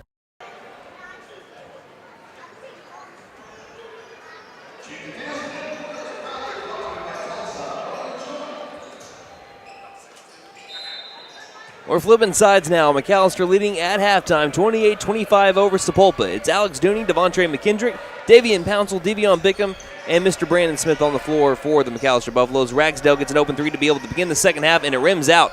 Alex Dooney's got the rebound. He'll take it down the floor. McAlester leading by 3. 7:43 left in the third. Dooney will feed it off over to Smith straight away. Smith to the right wing over to McKendrick. McKendrick trying to drive on Ragsdale, out far corner. Dooney thought about the three on the drive. Good lane, and he can't convert at the rim, though. Misses the layup, and they'll be rebounded by Edwards, moving it the other way.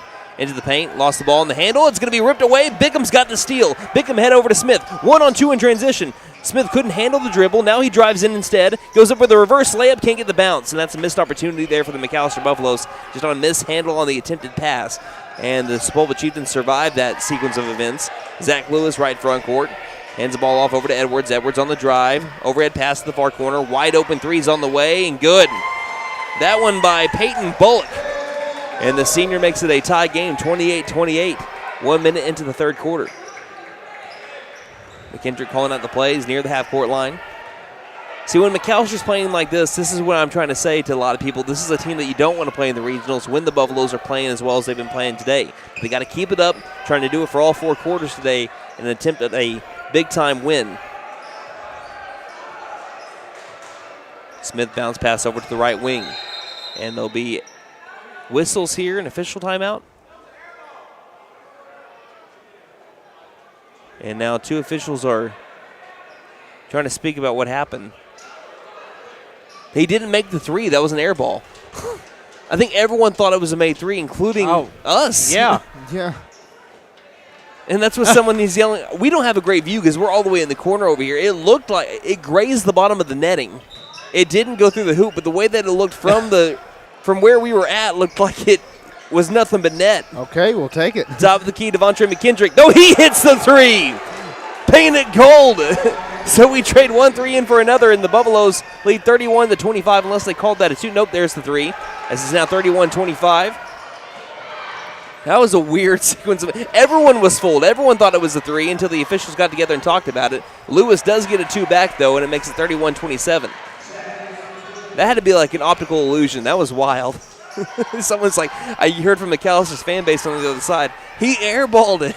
And that's when I finally realized what they were talking about. We're going to have to go back and look at that. Dooney right elbow has to get rid of the ball, though, and he doesn't do it in time. It's a 5-second call. He had a couple of guys he could have passed it to beyond the arc. He just didn't see him.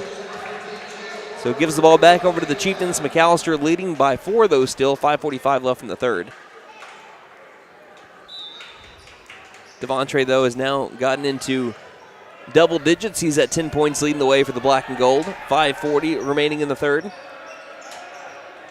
Lewis guarded up by Dooney. Dribbles left after a screen. Takes a bump. Pass to the right elbow. Comes loose, and it's McKendrick with the steal. 2-on-2 in transition. McKendrick drives. Goes up for a tough 2. Misses the shot. Offensive rebound. Devion Bickham lays it in. McAlester up by 6. It's 33-27. Devion Bickham having himself a pretty good afternoon. Now has 8. 5:15 left in the third. Averaging 10 points a game over his last 2 now. Hands the ball over Ragsdale. Ragsdale wide open, man. Great look to Abbage, who ends up scoring low post. 33-29. 5 minutes left in the third. Smith pass high post over to Dooney. Dooney looks outside, dribbles outside. Hands off to McKendrick. Standing on the edge of the Chieftain logo here in Sapulpa at the Chieftain Center. Keeps on backing up further and further towards the corner up by Ragsdale. Dribbles left side. Into the paint he goes. Up with a tough 2. He almost got it to go, but he'll go to the line instead for a couple of free throws here. 2 shots on the way for Devontre McKendrick. 69% free throw shooter on the season, averaging 12.2 points per game. Buffaloes on the season, a 58% free throw shooting team. Wyatt, you mentioned it earlier in the halftime show. Buffaloes are going to have to make their free throws to win this one, and they missed their first one. McKendrick, your leading free throw shooter on the season. He was 0 for 1 against Hall & Hall last night from the line. Against Sapulpa, he was 1 of 4 back on December 1st. Did have 14 points, though, in that game on 67% shooting. McKendrick goes 1 of 2 from the line there, hits the second one, and it's now 34-29. 4:44 left in the third. As Lewis takes it across the timeline, calls out the plays to the home team. Works off of 2 screens over to the left side. Lewis tries driving now. Has a lane. Kind of got tripped up a little bit. There'll be a call. This one's going to be on Dooney as he tripped up Lewis on his way towards the rim. That's going to be Dooney's second, yeah. Great minds think alike. Yeah. Right, Wyatt? Right. Inbound low post. Abbage goes up for 2. Misses the shot. Gets his own rebound. And we'll have a foul here. And I think this is going to more than likely be on Bickham. And it will be.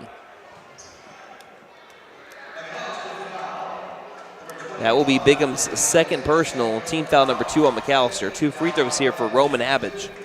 I don't mind the foul, though, right there. Even though the first free throw is made. That's almost a guarantee, too, if he doesn't foul him, going up for the block. Sapulpa right now, 5 of 7 from the line. Second attempt on the way here for Abbage. And this one misses. Rebounded by Bickham after a good box out. They'll throw it ahead over to Pouncil. Excuse me, McKendrick. McKendrick to the top of the key, feeds it back over to Bickham. Bickham on the drive outside. Dooney, corner 3, off. Little bit off, and then Pouncil ends up fouling Abbage, trying to grab the rebound on the other side of the rim. I like either one of those ideas. I think Bickham could have went up with a 2 on the drive, and Dooney also had a wide open 3, and that one was just a hair off. But yeah, a couple of options there. I don't mind that shot attempt at all by the Buffaloes. Left wing, top of the key. Around the world to the right wing. On the drive, good move by Lewis. Lewis up for 2. Blocked shot by Pouncil, and he's got the board. Pouncil head over to Smith. Smith looking down the floor, attacks the rim, floaters up, and he can't get the roll. There'll be another rebound, another foul here on the Buffaloes on the rebound. That's going to be Bickham's third. And that's the 4th foul on McAlester of the third quarter. Buffaloes still lead by 4, though, 34-30. But Bickham's the guy you're going to need in the fourth quarter in a close game. And your leading rebounder on the season at 4.3. And we'll have a foul called on, that is Ragsdale, an offensive foul. They're going to call this one a charge on him. And they put it to the wrong team on the scoreboard here. That should be the second foul on Sapulpa. McAlester should still be a 4. It won't matter because the next foul will put Sapulpa into the bonus. McAlester has to be careful in the final half of this third quarter. Smith driving, bounce pass down low to Highshaw. Highshaw, good move towards the bucket. He scores again. He's got 6 on the day. And the Buffaloes are up 36-30. As it's Dooney, Smith, McKendrick, Highshaw, and Pouncil on the floor. Right wing driving. Dooney got his hands in on it, and they're going to call a travel at the high post. And the clock is still running. Yeah, the clock needs to stop. They're trying to give McAlester 2 points on the scoreboard. Clock is still going. Should be at 3:20. They never stop the clock, so about 15, 20 seconds go off the clock there. McKendrick in the backcourt. Good crossover move by McKendrick. Dribbles to the high post. Has to stop. Tries to feed it back outside, and it's stolen. Going the other way. Everett for 2. Dunks it home. And it's 36-32 on the steal and score by Lanier Everett, the 6-foot junior forward. 2:43 left in the third. McKendrick on the edge of the Chieftain logo. There'll be a foul called on the floor. It's going to be on the Chieftains' number 0, Zach Lewis, off ball. Third foul on Sapulpa, second personal on Lewis, who is the leading scorer right now for the Chieftains with 11. Inbound, finding McKendrick outside the perimeter. A lob out to the far corner, bounce pass, high post. Dooney tries dribbling in, nearly traveled, lost the ball instead by Everett. That's back-to-back steals by Everett on back-to-back defensive possessions, and he once again goes to the other side of the floor and scores. Lanier Everett with a fantastic Euro step. He's responsible for this 4-point swing for the Sapulpa Chieftains. Driving, losing the ball again. This one's stolen by Ragsdale. A chance to tie it on 3 consecutive steals, and they can't. They missed the layup down the bottom by Lewis. Pouncil's got the rebound. Head over to McKendrick. McKendrick feeds it across over to Dooney. Dooney attacks the rim. Goes up with a wild 2. He scored. What a play. Around a defender. High up the glass to the bottom of the bucket. The Buffaloes get those 2 points, and they lead 38-34. 1:51 left in the third. As we have a foul down here in the low post, it's going to be on Pouncil, I believe. And 2 free throws coming up for Zach Lewis. And that's Pouncil's third. So McAlester starting to look like they're in quite a bit of foul trouble with their starters. Bickham with 3, Pouncil with 3, Smith with 3. The good news for the Buffaloes is they've had their bench come up in a big way today. Garrett Pickett has played great. Highshaw has played great. Speaking of Pickett, he'll check in for Pouncil. First free throw is made by Lewis.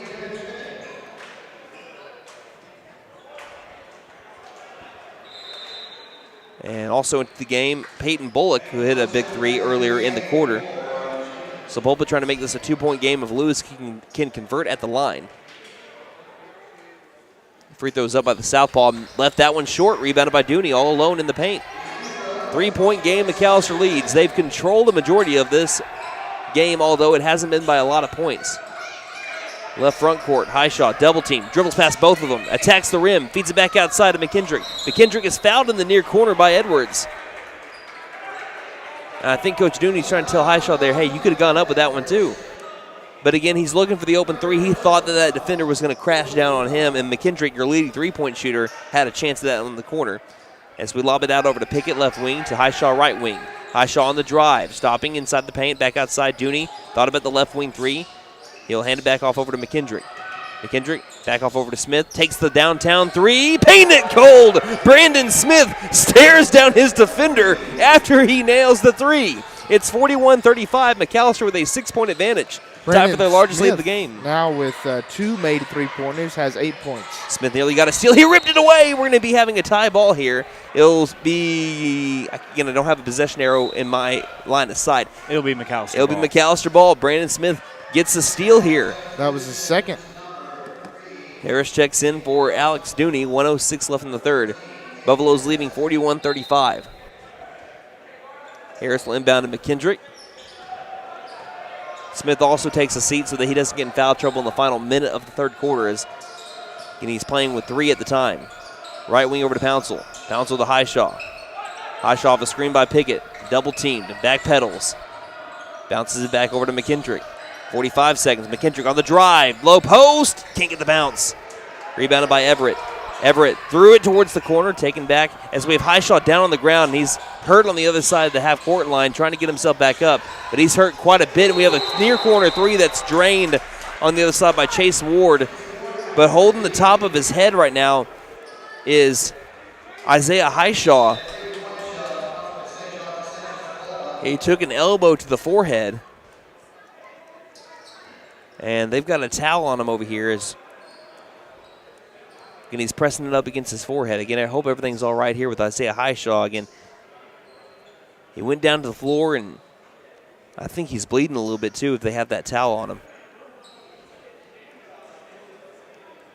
Yeah, he took an elbow there. Again, it was inadvertent, but took an elbow to the head, and that's going to lead to a little bit of a injury timeout while we have the chance to have one. Again, the Buffaloes lead by 3, 41-38.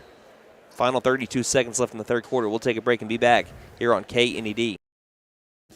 My wife makes the best lasagna, even in that old kitchen of ours.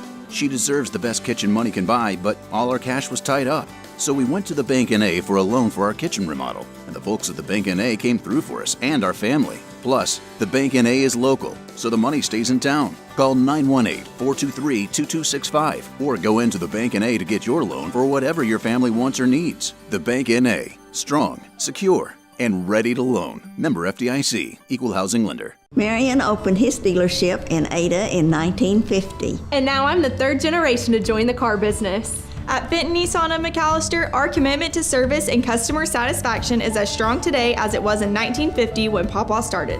Dad ensured that everyone that walked through the door received a customer service experience like no other they'd had before. Come see us at Benton Nissan of McAlester and see how our family values still apply today. And don't forget to tell him Maddie sent ya. Since 1952, W.E. Alford Propane has been your source for propane and petroleum products, both residential and commercial. W.E. Alford Propane serves eastern and southeastern Oklahoma, with locations in the Eufaula area, McAlester, Shakota, Wilburton, Hartshorn, and Muskogee, just to name a few. If you need propane or petroleum products, there's only one number to call, 918-423-3121. Call today. W.E. Alford Propane, serving the area for 70 years. Honda ATVs and side-by-sides have a rock-solid reputation, and now you can upgrade your adventure with incredible deals on Honda accessories. For a limited time, buy select new Honda ATVs and get up to $300 in free accessories. Just head to Vickers Power Sports at 1904 South Main. Honda accessory rebate offer is valid with purchase of new and unregistered 2024 and prior ATV, Pioneer, and Talon models. Check with participating Honda dealers for complete details. So again, looks like Isaiah Highshaw's going to be okay, but again, yeah, he was bleeding. He took an elbow, what it looks like, to the nose, and so when that happened, he came off the floor. He's getting doctored up by one of the trainers over here at Sapulpa. He had the towel pressed on him. They're kind of making sure that everything's all right with him on the floor. They're also cleaning up the floor where he had a little bit of blood over at the high post. Looks like we're about ready to get back to play, but again, hopefully Isaiah Highshaw's okay. As McAlester is leading by 3 in this close back-and-forth game, but McAllister's controlled most of it in the third quarter. It's 41-38. As Smith, McKendrick, Pouncil, Pickett, and Harris are on the floor right now for the Buffaloes. Lewis is wanting to apply pressure here on Pouncil. Back over to Smith. Smith dribbles in, dribbles back out. Now dribbles back to the high post, feeds it baseline over to Pickett. Pickett trying to muscle his way towards the rim. Tough floater, he got it. Garrett Pickett with a fantastic float shot, hook shot to make it a 5-point game. At the buzzer, there's not going to be a shot attempt, and that is going to be the end of the third quarter. The Buffaloes leading by 5 over Sapulpa here in the Chieftains Center. 43-35 McAlester leading. Put those fours up in the air, Buff fans. You're listening to McAlester basketball here on KNED. The tax time saving sale begins now at Vickers Furniture. Come in today and save up to 50% on all sofas, beds, recliners, tables, and accessories. Right now, there's no credit check, financing for 100 days, same as cash, and 12 months financing for qualified buyers. The tax time sale going on now at Vickers Furniture, 2nd and Wyandotte, McAlester. Vickers Furniture, we're right here with you. Hey guys, it's Sam from Sam Wampler's Freedom Ford here in McAlester. We understand how busy we all are these days. It's hard to find time just to get your vehicle serviced, and we are proud to offer the Freedom Express. We can either pick up your vehicle and bring it back when we finish, or for lighter maintenance, we can send our mobile service techs to you. We can do all this with almost all makes and models. I know life gets busy, so I hope this helps. Come see us here at Sam Wampler's Freedom Ford in beautiful McAlester and let us make it happen for you.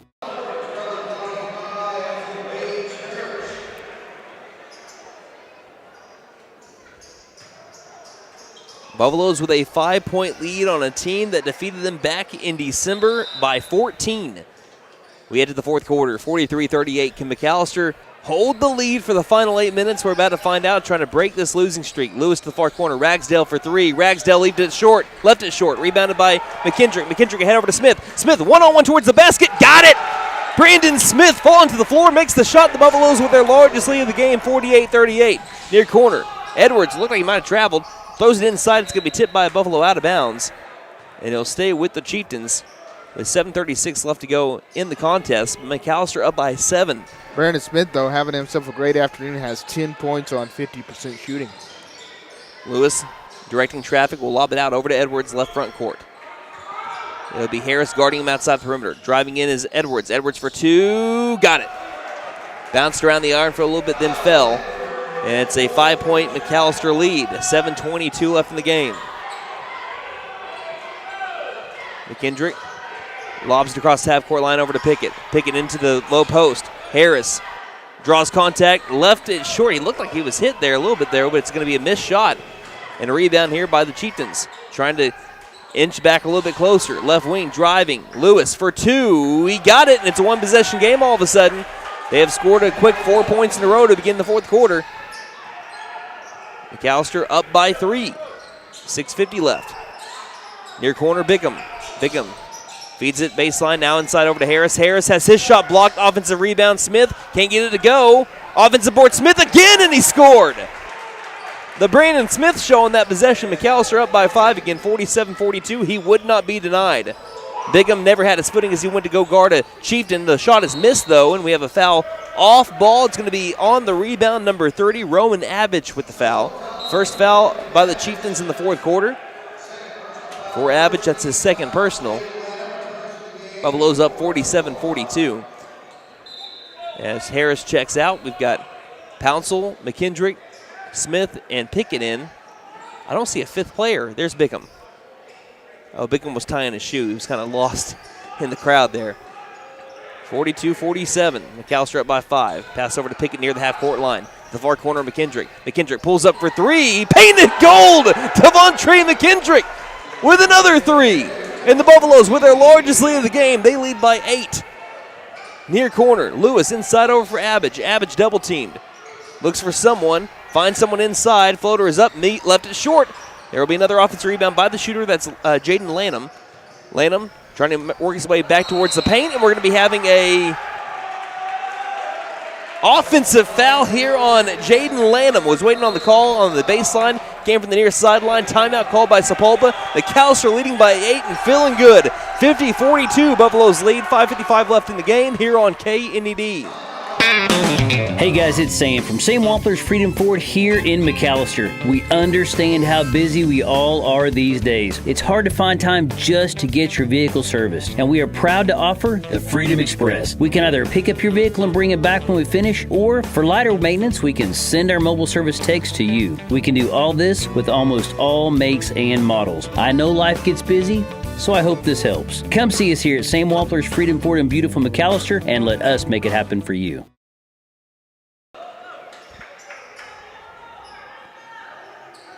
Buffaloes lead by a game-high 8 points.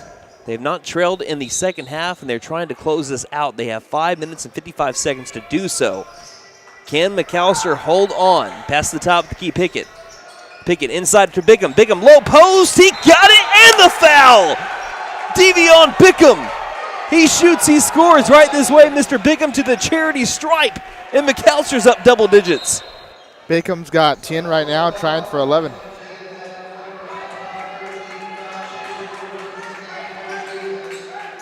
Bickham landed on his tailbone. He's kind of walking around to try to walk it off. It goes towards the near sideline, then he goes back to the free throw line. And is he going to shoot, though? Highsaw says that he's ready to come if he needs help, and he will come in for the shooter. So Highshaw will take the free throw for Devion Bickham. Highshaw's free throw is good, and it makes it 53-42. McAlester up by 11. Across the half-court line, Lewis tries to drive, kicks in near corner, wide open 3, hit one earlier, and he gets one here. Chase Ward with another 3, the freshman with a huge one to bring them back within 7. As McAlester looked like they were about to pull away, they answer the 3 back with a 3. Bounce pass to the far sideline. Sapulpa's going to up the pressure here. 0-on-0, Lewis on McKendrick. McKendrick dribbling around Lewis to the left wing, feeds it back over to Highshaw for 3, off. And we're gonna have a foul push. Yeah, Pickett doesn't like it, but that is a foul. He was pushing, looked like Edwards in the low post to try to get the rebound. And that will lead to Pickett getting his second personal, team foul number 2. 53-45, McAlester leads by 8. 5:12 left in the game. Left wing, Gord, who just hit the 3, pass over to Ragsdale. A lot of three-point shooters in the game right now for the Chieftains. Baseline, feeding inside, Average for 2, got the roll. And it's to a 6-point game, 53-47. 4:55 left. Pickett picks up his dribble, passes high post over to McKendrick. McKendrick, dribble team back outside to Smith. Smith crosses over a man, into the paint, floaters up, airballed at Highshaw, trying to save it. Does so! Isaiah Highshaw, offensive rebound, timeout called by Dooney. We'll take a 30-second timeout and be back. 4:43 left in the game. Buffaloes lead by 6 here on KNED. Elevate your game with Freeze and Flare Heat and Air. Get your new home system today at $500 off, plus a 5-year labor and 10-year parts warranty. It's a slam dunk for your basketball comfort. For a limited time only, use the keyword basketball. Get your courtside offer today. Don't despair. Call Freeze and Flare in McAlester at 918-424-7135. We are fully licensed, bonded, and insured. Mechanical license number 001-44485. The McAlester Buffaloes are leading the Sapulpa Chieftains 53-47, 4:43 left in the contest. It's Devontre McKendrick, Brandon Smith, Garrett Pickett, Alex Dooney, and Isaiah Highshaw who saved this possession with a rebound as we have an inbound over to Smith in the backcourt. Smith being kind of fouled a little bit as he passes over to the right wing on a bounce over to McKendrick. McKendrick inside over to Highshaw. Highshaw, low post, goes up with the tough two, misses the shot. Ball goes out of bounds. Last touched by the Chieftains. He'll stay with McAlester along the baseline. 4.5 left to go in the game. Bickham's about to check back in for McAlester. Again, exited for Highshaw where it was around his tailbone where he fell hard on an and one attempt. Highshaw came in to shoot the shot for him. Smith looks to inbound. Smith looks, has to bounce past the low post, back outside over to Smith. 4.5 left to go in the game, past the high post, feeds it back over to Smith into free throw line, baseline. Now Pickett goes up for two, can't get the roll, fighting for the offensive rebound. He's got it, and he's held from behind by Edwards. Garrett Pickett is playing with so much passion right now for the game of basketball. That's Edwards' fourth. He is pumped up, man. I tell you what. Pickett will inbound quickly over to Smith. Outside the perimeter. High post over to Pickett. Pickett driving. Has to stop. Average goes up for two. No foul call. They're going to say a blocked shot. Rebound over by the Chieftains. Chieftains going inside. Lewis for two. Missed the shot, though. Bigham's got the rebound. Ahead over to McKendrick. McKendrick driving towards the rim. Left side. Traveled, and he didn't get away with it. Turnover. McAlester gives the ball back to the Chieftains as we're officially halfway through the fourth quarter. McAlester led by 11. Sapulpa has scored the last 5, though. Highshaw checks back into the game, this time for Pickett. Lewis dribbles towards the perimeter. Hands off over to Ragsdale. Ragsdale top of the key, 3, off. And it'll be rebounded by Dooney in the paint. Good box out. Ahead over to McKendrick. Further over to Bickham. Bickham spin move in the paint. Has his shot blocked by Abbage. Coach Dooney was wanting a foul on the wrist, but I thought it was a clean block. Driving ahead. Lewis to a trailing Edwards. Edwards along the baseline. Reverse layup is good. And it's a 4-point game, 53-49. They have scored the last 7 in a row. McKendrick is fouled at the half-court line, and that'll be 2 free throws on the way for Devontre McKendrick. Is that Zach Lewis with the foul? That's his third, and free throws here for McKendrick. You mentioned it at halftime, Wyatt. If the Buffaloes are going to win this game, they're going to have to convert at the free throw line. You're starting to see it here. Right now from the free throw line, they are 4 of 5, 80%. Pouncil and Pickett come in for Dooney and Highshaw. Buffalo's trying to hold on to a 4-point lead. Last 7 have been scored by Sapulpa.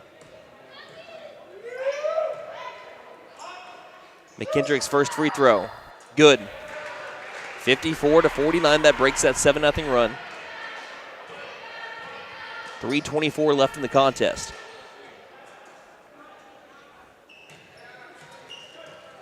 McKendrick bends the knees. Shot is in the air. He made them both. 6-point game. McAlester leads. Coach Dooney tells his defense to get all set. And now to back on up. Don't leave him with quick shots here. The corner, driving baseline. McAlester was left in the dust on the other side. They were not really set the way that they wanted it to, and it led to an easy drive and score by the Sapulpa Chieftains. It's back to a 4-point game. 3:10 left in it. Smith, left side, on the drive. Layup is up, and he can't get the bounce. Rebound by the Chieftains, working the other way. They got someone ahead. It's Ragsdale. Ragsdale near corner. Feeds it inside. Back outside. It's going to be ripped away by Bigham with the steal. Ahead over to Smith. One-on-one with Edwards, and it's good. 57-51. Buffs back up by 6. 2:45 left to go in the game. Along the baseline, feeding it down to the low post. And traveling, no call to the top of the key. Three-pointers up and missed. It's a offensive rebound. Missed the shot again, low post. Pickett's got the board. Ahead over to Smith. Smith ahead over to Bigham. It's ripped away by Edwards on the steal. Edwards driving in. We've got a charge! And that's the 5th foul on Edwards. Ran over Pouncil, and that will give the Buffaloes the ball, leading by 6 with 2:28 left in the game. Pouncil gets a big high five from head coach Mike Dooney. Someone's got to come in for Edwards as he is now fouled out. Brandon, did we have a technical foul called? We might have had it. I'm waiting to see what happens. No, I don't think so. I think Smith is just going. It just looked like everyone was going towards the near sideline, and no one was really getting ready to have the next play happen. Because if we were having technical shots, it would have been on the other side of the half-court line. We were just looking for someone to come in for Edwards, who has fouled out. Sapulpa's going to press. McAllister's trying to beat it, and they do so. Bigham's in trouble, though. There'll be a timeout called by head coach Mike Dooney with 2:22 left in the game. Buffaloes lead 57-51 over the Sapulpa Chieftains. We'll take a break and be back here in just a moment on KNED. If you're in the market for a new vehicle, you know they're hard to come by. Well, Patriot Chrysler Dodge Jeep and Ram in McAlester is a step ahead of the game. We are Southeast Oklahoma's #1 pre-owned dealer because we went out and found the best low-mileage pre-owned vehicles available. Fully loaded Mercedes, BMW, Lincoln, Lexus, Chrysler, Dodge, Ram, Chevy, you name it, it's on the lot. And financing is available. So come by Patriot today. My wife makes the best lasagna, even in that old kitchen of ours. She deserves the best kitchen money can buy, but all our cash was tied up. So we went to the Bank N.A. for a loan for our kitchen remodel, and the folks at the Bank N.A. came through for us and our family. Plus, the Bank N.A. is local, so the money stays in town. Call 918-423-2265 or go into the Bank N.A. to get your loan for whatever your family wants or needs. The Bank N.A. Strong, secure, and ready to loan. Member FDIC, Equal Housing Lender. Coach Dooney calls the timeout. McAllister's in the bonus. 3 more fouls for Sapulpa to get into it. Buffaloes lead 57-51, trying to end a 12-game losing streak. Looking for their first win since January the 4th against Shawnee in the Primus Moore Invitational. McAllister on the floor, 2:18 left in the game, up 57-51. And the Buffaloes throw the ball away. Miscommunication, just an easy throwaway. Smith was wanting to give it over to Pouncil, who was going towards the top of the key area. Left no one near that area. Just a giveaway here for the Buffaloes.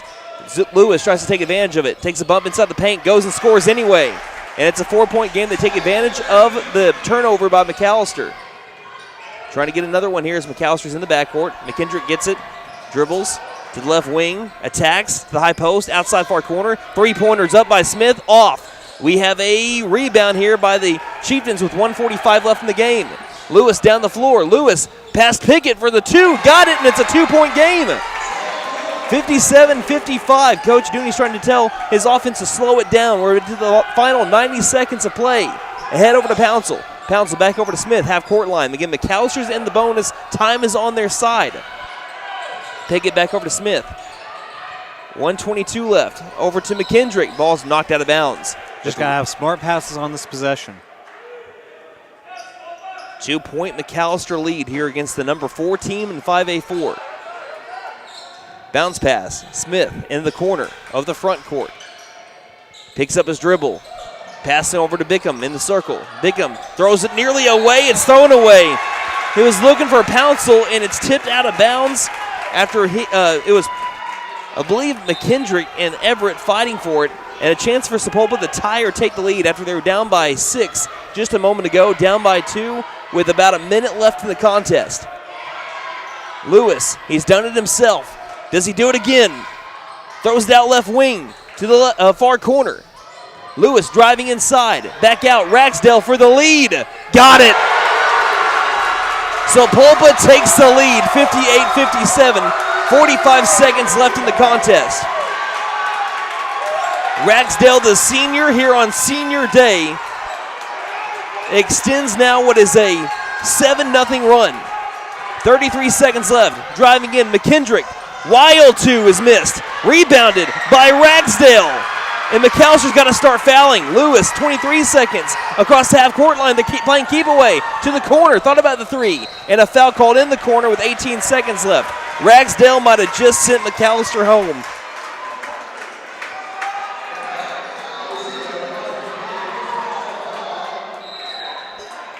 Pickett's going to check out. Dooney comes in.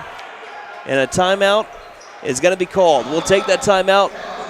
19 seconds left in regulation. McAllister down by 1 to Sapulpa here on KNED.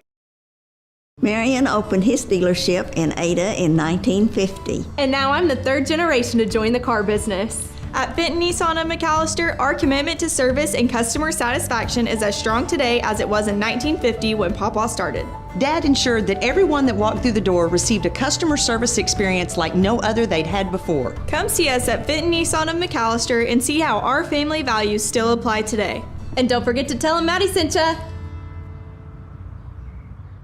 Since 1952, W.E. Alford Propane has been your source for propane and petroleum products, both residential and commercial. W.E. Alford Propane serves eastern and southeastern Oklahoma, with locations in the Eufaula area, McAlester, Shakota, Wilburton, Hartshorn, and Muskogee, just to name a few. If you need propane or petroleum products, there's only one number to call, 918-423-3121. Call today. W.E. Alford Propane, serving the area for 70 years.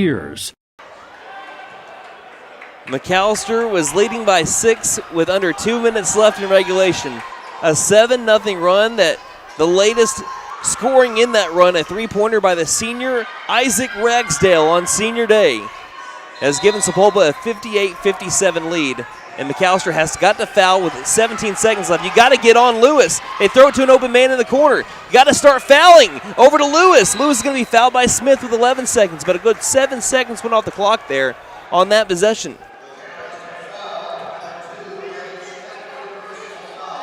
How many is that on Smith? That's his 4th. He cannot foul again. And I'm pretty sure Bickham's playing with 4 as well.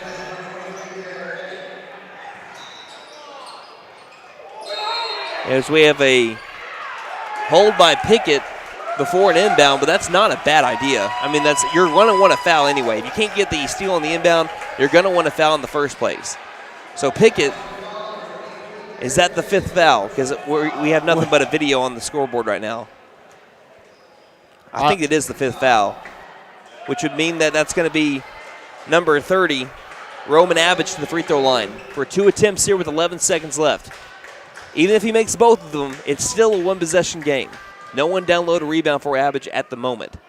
First free throw is good. 59-57. And what has now been an 8-0 run here by Sapulpa in the final 2 minutes. Second shot. Made them both. McAlester needs a 3. 11 seconds. Smith, 9 seconds. Timeout called on the other side of the half-court line. And we will take it with 7.6 seconds left in regulation. McAlester down by 3.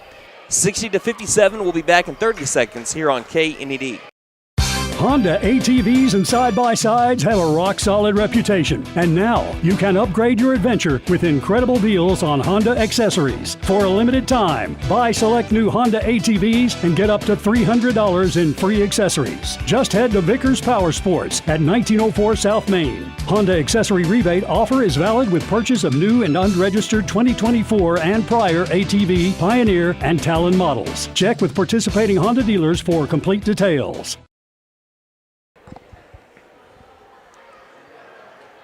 The Buffaloes with one possession with a chance to tie the game. 60-57 had a 6-point lead, but Sapulpa came storming back in the final 2 minutes. And they had clutch free throws from Roman Abbott. Again, another senior here after Ragsdale hit a 3 to take the lead. McAlester with 7 seconds needs a 3 to tie. Down 60-57, Smith will inbound. Coach Dooney, what did you draw up? Smith inbounds. McKendrick straight away. Three-pointer is short. Rebounded by Bickham. Bickham outside. Three-pointer up again. This one's on the back iron, and that's the ball game. Sapulpa comes back down 6-0 in the final 2 minutes. The whole crowd is starting to stomp here at the Chieftain Center. And McAlester, which was so close to breaking a 12-game losing streak, loses by 3 in the final seconds of this one. A Roman Abbott, and an Isaac Ragsdale 3 gave them a 58-57 lead. McAlester could not score on the subsequent possession. Another senior here on senior day, Roman Abbott, hits 2 clutch free throws, and the Buffaloes had to go for a 3, which they're not a strong three-point shooting team on the season, but a couple of them just off the iron as McAlester, although they played a great game, one of the best games that they played this year, once again just come up a little bit short and they'll have to, and they hate this one too. I'm just looking at the Buffaloes coming off the floor right here. That one's going to sting for a long time, but the Buffaloes have a chance to make it right and answer back on Tuesday, back at their home crowd against the Coweta Tigers. And what was a great game the last time those two teams played. We'll see how the Buffaloes bounce back with 1 day to practice on Monday, going to that final game of the regular season on Tuesday. We'll have some final stats when we return. But the final today, Sapulpa 60 and McAlester 57 here on KNED.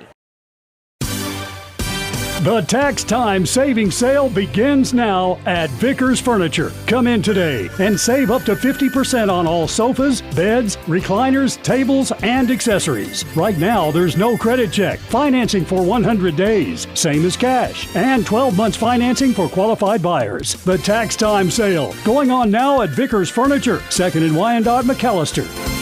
Vickers Furniture, we're right here with you. Hey guys, it's Sam from Sam Wampler's Freedom Ford here in McAlester. We understand how busy we all are these days. It's hard to find time just to get your vehicle serviced, and we are proud to offer the Freedom Express. We can either pick up your vehicle and bring it back when we finish, or for lighter maintenance, we can send our mobile service techs to you. We can do all this with almost all makes and models. I know life gets busy, so I hope this helps. Come see us here at Sam Wampler's Freedom Ford in beautiful McAlester and let us make it happen for you. Now open, Camp Inc. Your one-stop RV shop for sales, service, and parts. Get out of the weather and come take a tour of the largest indoor RV showroom in Oklahoma. Oh, that's an RV. It's a good-looking vehicle, ain't it? Located at 1217 South Georgia Expressway in McAlester. Shop 24/7 at getyourcampon.com. McAlester Direct Primary Care offers 24/7 access to your provider, deeply discounted rates on labs and imaging, more time with your provider, unlimited appointments, same day or next day appointments, and even home visits for a flat monthly membership fee. We don't accept insurance, but all are welcome to join. Dr. Bradley Cross has joined, Dr. Chris Bean, Dr. Chelsea Burgess, and Joy Ald APRN, who are accepting new patients. For more information, please stop by our office, McAlester Direct Primary Care at 6th and Carl Albert, or give us a call at 918-233-6522. Elevate your game with Freeze and Flare Heat and Air. Get your new home system today at $500 off, plus a 5-year labor and 10-year parts warranty. It's a slam dunk for your basketball comfort. For a limited time only, use the keyword basketball. Get your courtside offer today. Don't despair. Call Freeze and Flare in McAlester at 918-424-7135. We are fully licensed, bonded, and insured. Mechanical license number 001-44485.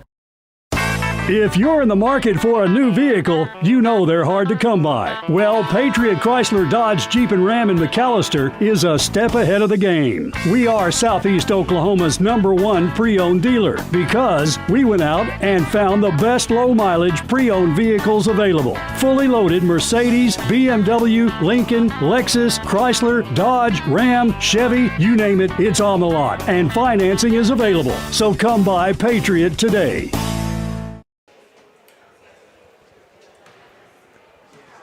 Final score here at Sapulpa. The McAlester boys, again, controlled a majority of this game. That's what's wild about it, and that's what makes us hurt even more. Is McAlester played one of their best games of the season.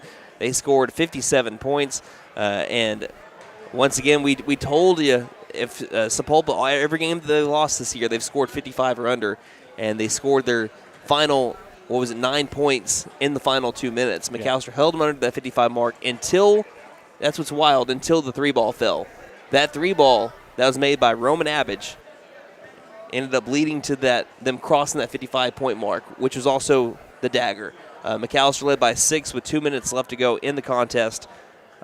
It was 4 quick points by Zach Lewis, a couple of key turnovers by McAlester as well, and then on senior day it was Isaac Ragsdale that hit a 3 to put the Chieftains up on top for good by 1. McAlester couldn't score in the next possession. Roman Abbott is fouled, and then that senior hits 2 clutch free throws to be able to go up by 3. McAlester has a couple of chances at 3 in the next possession. Just none of them fell, and they dropped to 3-18. The losing streak extends to 13 games in a row. And there's nothing you can say to make this feel any better for any McAlester fans or those McAlester players. But if it's any consolation, what a game they played today. You played one of your best games of the season. That's what makes it hurt so bad, is the Buffaloes played great. I mean, they played great. We're going to look at it a little bit more in depth when it comes to our stats, but just our initial reaction to this one, it's literal heartbreak. It's just heartbreak is what it is. And I feel for those guys. I know how bad they wanted it. I know how bad they've fought for a win like this today, which would have been one of their best win of the season. Feel for them, man. I hate that. Let's go ahead and look at our player stats, and then we'll look at our team stats after that. Devontre McKendrick had 16 on the afternoon on 38% shooting, shot 60% from three, also 75% from the charity stripe, 3 of 4, also had 2 defensive boards and 1 steal.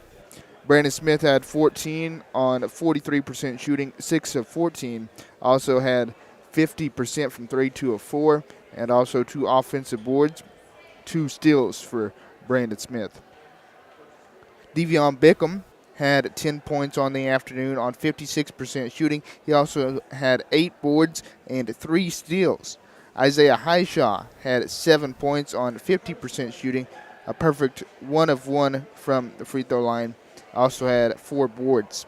Garrett Pickett had 6 points on 50% shooting today. He also had 3 boards and 1 steal. David Pouncil had 2 points on the day, both coming from the charity stripe, but he had, it looks like, 7 boards this afternoon. Alex Dooney had 2 points on 33% shooting. He also had 3 boards, and that is going around your scoring. Looking at your team stats here, McAlester, they were 23 of 55 from the field. That's good for 42%. Sapulpa, 23 of 50. That is good for 46%.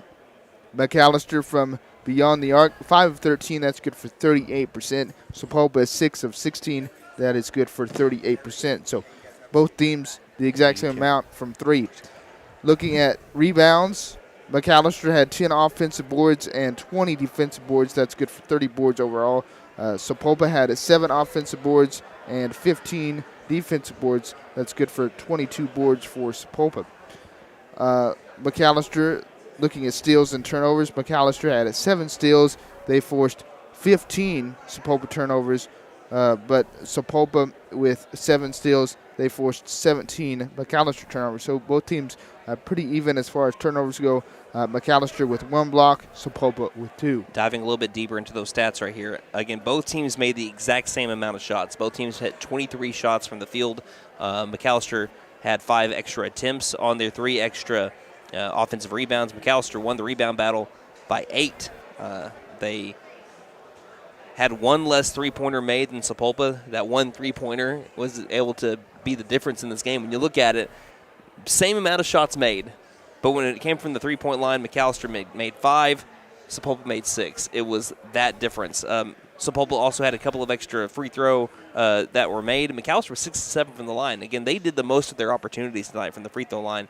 And then also the difference for Sapulpa, 2 extra turnovers for McAlester. So it's as minute as that. That is how close of a game and how you realize that every single possession matters. Even if it's earlier in the game, a lot of people like to look at, across sports, and there's no reason you'll look at any point in this game and you think, well, that's the reason why we lost. It could be something as small as a turnover in the first half, the reason why you could lose a game, or the way, or a string of events that happen throughout a game. Little things here and there, they add up, and they lead to what I like to think they're all like ingredients in a cake or something. There's different ingredients that you put into a game are the reason why you win and it becomes your cake. If you mess up on one of the ingredients, the cake doesn't come out right.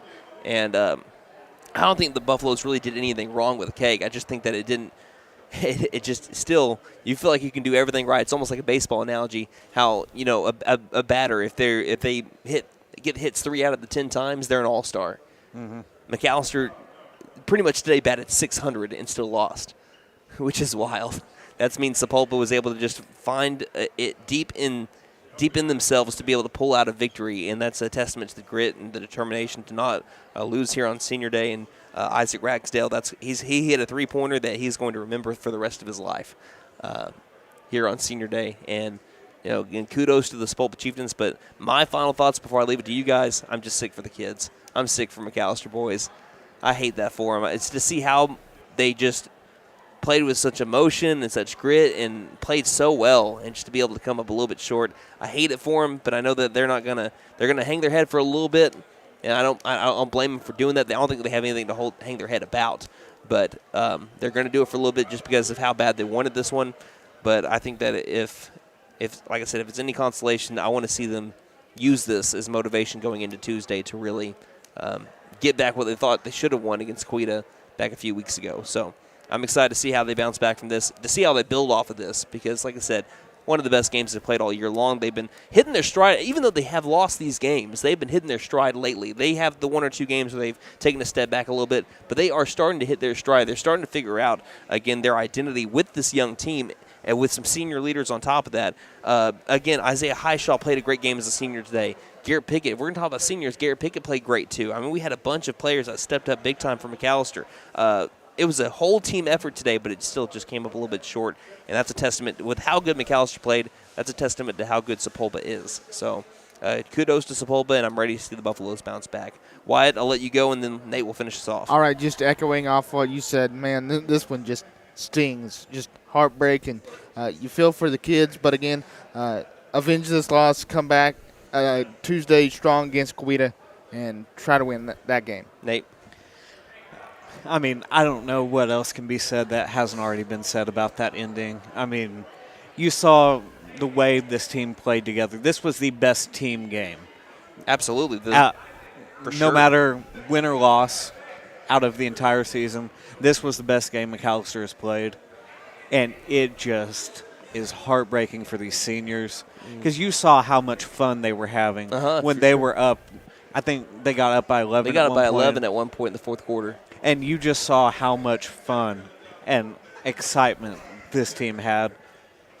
If nothing else, if you take nothing else from this game, that is the potential of this team in the future, and so much more. And not just next year, but you're still looking at this year too. This is a top 4 team in 5A4. Right. This is a number 4 team that has beaten the likes of some of these top teams. So when it comes to McAlester, look at this game and say, why can't we make it to the area tournament?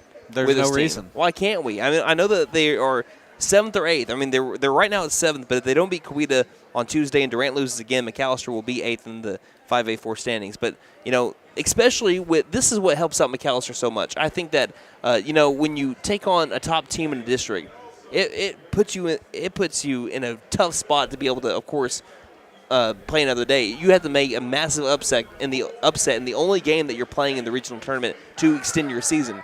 Now with the double elimination, that helps out a team like McAlester so much, to where when you're a young team and you're starting to find your stride near the end of the year, but you didn't play well enough at the beginning of the year to be able to get yourself in a better position, you might lose that game against a top team in 5A3 on the other side of the bracket.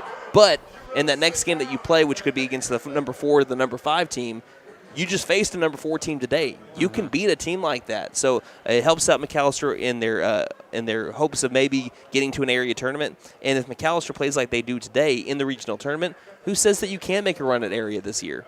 Because if they can keep on hitting their stride like this and take steps and build off of this one, the sky's the limit. And I'm excited for them.